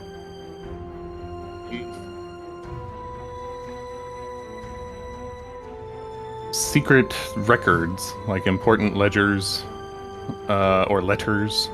Okay. Can I give him assistance utilizing the magic telescope? Sure, And yeah. If I knew he was looking for that, I would certainly give him guidance. Okay. I was going to have you guys roll because you're just kind of left in this room, so you have a lot of time to just kind of do what you need to do. You would have access to basically, ledgers of financial records and, amounts owed and things of that nature. There's correspondence, lots of letters about the party and who's coming and that kind of stuff. There's various amounts of middle ground intrigue that you could find. it seems though that like everything damning and, you know, harsh and incredibly useful is probably within that, like, the 2 key lock of data that the mage might have access to, or might be dead at this point, because there are no scraps of damning evidence on anybody that you can find. You know, there's a ton of other useful things, right? Like anything that a lord would need to function is in this room, but there isn't anything like useful as far as like that you can find access to. And there's like treasure and shit, but I don't know if you guys are going to be looting this room to keep up appearances or whatever, but I'll loot the room. I mean, why not? You might not want to take shit out of this room and make it look like you're ransacking the room with Lord Solomon right there with you. Yeah, just we've got bigger fish. I mean, is there like loose coinage that we can take? Just go steal your 5 gold back from the girl. You'll be rich again. No. Thor, just why don't you put all the nice things into the Valoran's mothers and sisters' chests, and then we can send it with them, as the manor's not safe, and they need to go back home for a little bit while we get things cleaned up in this trying time. Therefore, Valoran, your family is boosted with some nice, shiny gold, and gets them out of their hotspot for whenever we get the heck out of here. Yeah, I mean, roughly what I'm trying to get across to you all is, like, despite how good Jarek's disguise can be, there is absolutely no way you guys are going to, like, make it through an entire night here without some servant asking a question that he needs to know, or some knight asking something that needs to be known. Like, you cannot just stay here. Like, you need an exit plan at this point. You can drop your disguise, Jarek, and disguise yourself as something else, and we can leave. Well, so here's my thought is... I'm so sorry, Valoran, what was your mother's name? Or would it just be the Lady Athelvane? Lady Athelvane would be how you would be Solomon. Introduced to her. Okay, yeah. So the Lady Athelvane and the young mistress, her daughter there, are no longer safe in the manor, and it would be prudent to send them with all haste with their recently returned son back to their estates. Mm-hmm. With all of the ruckus and commotion, we will have to delay the wedding until my house is in order. Okay. And so we ransack the room of all the money, give it to them into their personal chest. Mm-hmm. I bid my dear love farewell and hope that I will see her soon once I have found and rooted out the traitors amongst my people. And then with a trusty dwarven companion or not, either way, tell the guards, go over to the east side, and then drop the disguise, go out the window, and skedaddle on over the fen. Okay. I was thinking that we get Salamon's body back out, and Rolly is the healer that is attending him for his injuries that he received during the attack, and he will succumb to his injuries, so that we don't have to deal with this messy, like, where's Salamon? Well, Unless, Jarek, you think you can run the county an hour at a time with your disguise. Well, I mean, I could do it for about 10 hours at a time, but the main thing being Solomon's body is very badly beaten and broken. Any opposition to just a nice fire? Yeah, that's my preference. And we just light the building on fire. Oh, okay. So get the Apple Veins headed home with the explanation that it's no longer safe for them. They'll get sent home with Valoran. After they have departed, the Golden Hearts are going to take Lord Solomon's body out, set the room on fire, and escape into the night.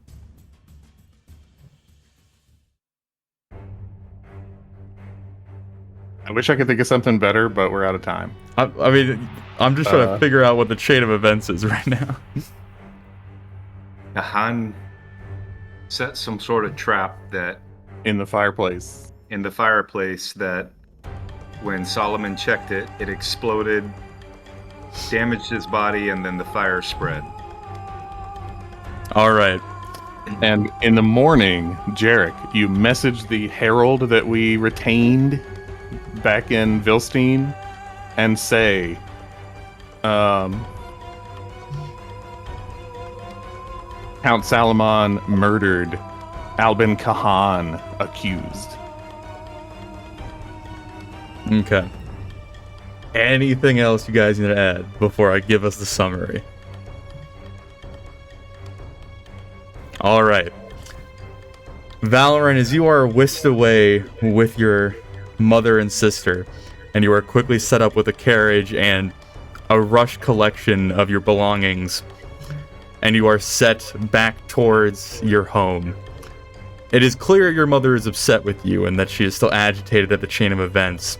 And Genevieve, who really hasn't given you any sort of kindness since you returned, finally, as you are in this carriage, left alone as the night, road kind of hobbles on past you, she gently reaches out and kind of grabs your hand and gives you this kind of silent nod of appreciation of making tonight happen, whatever that means down the road. But it's clear that she's very appreciative that her ties to the situation are dealt with. The Golden Hearts, as your companion is left to, be home with his family, you get the guards kind of pushed away enough to set up your ruse, making sure that everything is rigged, looting all of the coins that you may want or the valuables you may want as you escape, now that the room's going to be set afire anyway. And you rig it, you make sure everything's good, and you go out the window, off into the night, catching up with Terry in the wagon, and making your departure. Good? Anything to add? Is that the plan? We are the heroes. And as the manor goes up in flames on the horizon, the Golden Heart wagon rolling down the path. We will end this session there.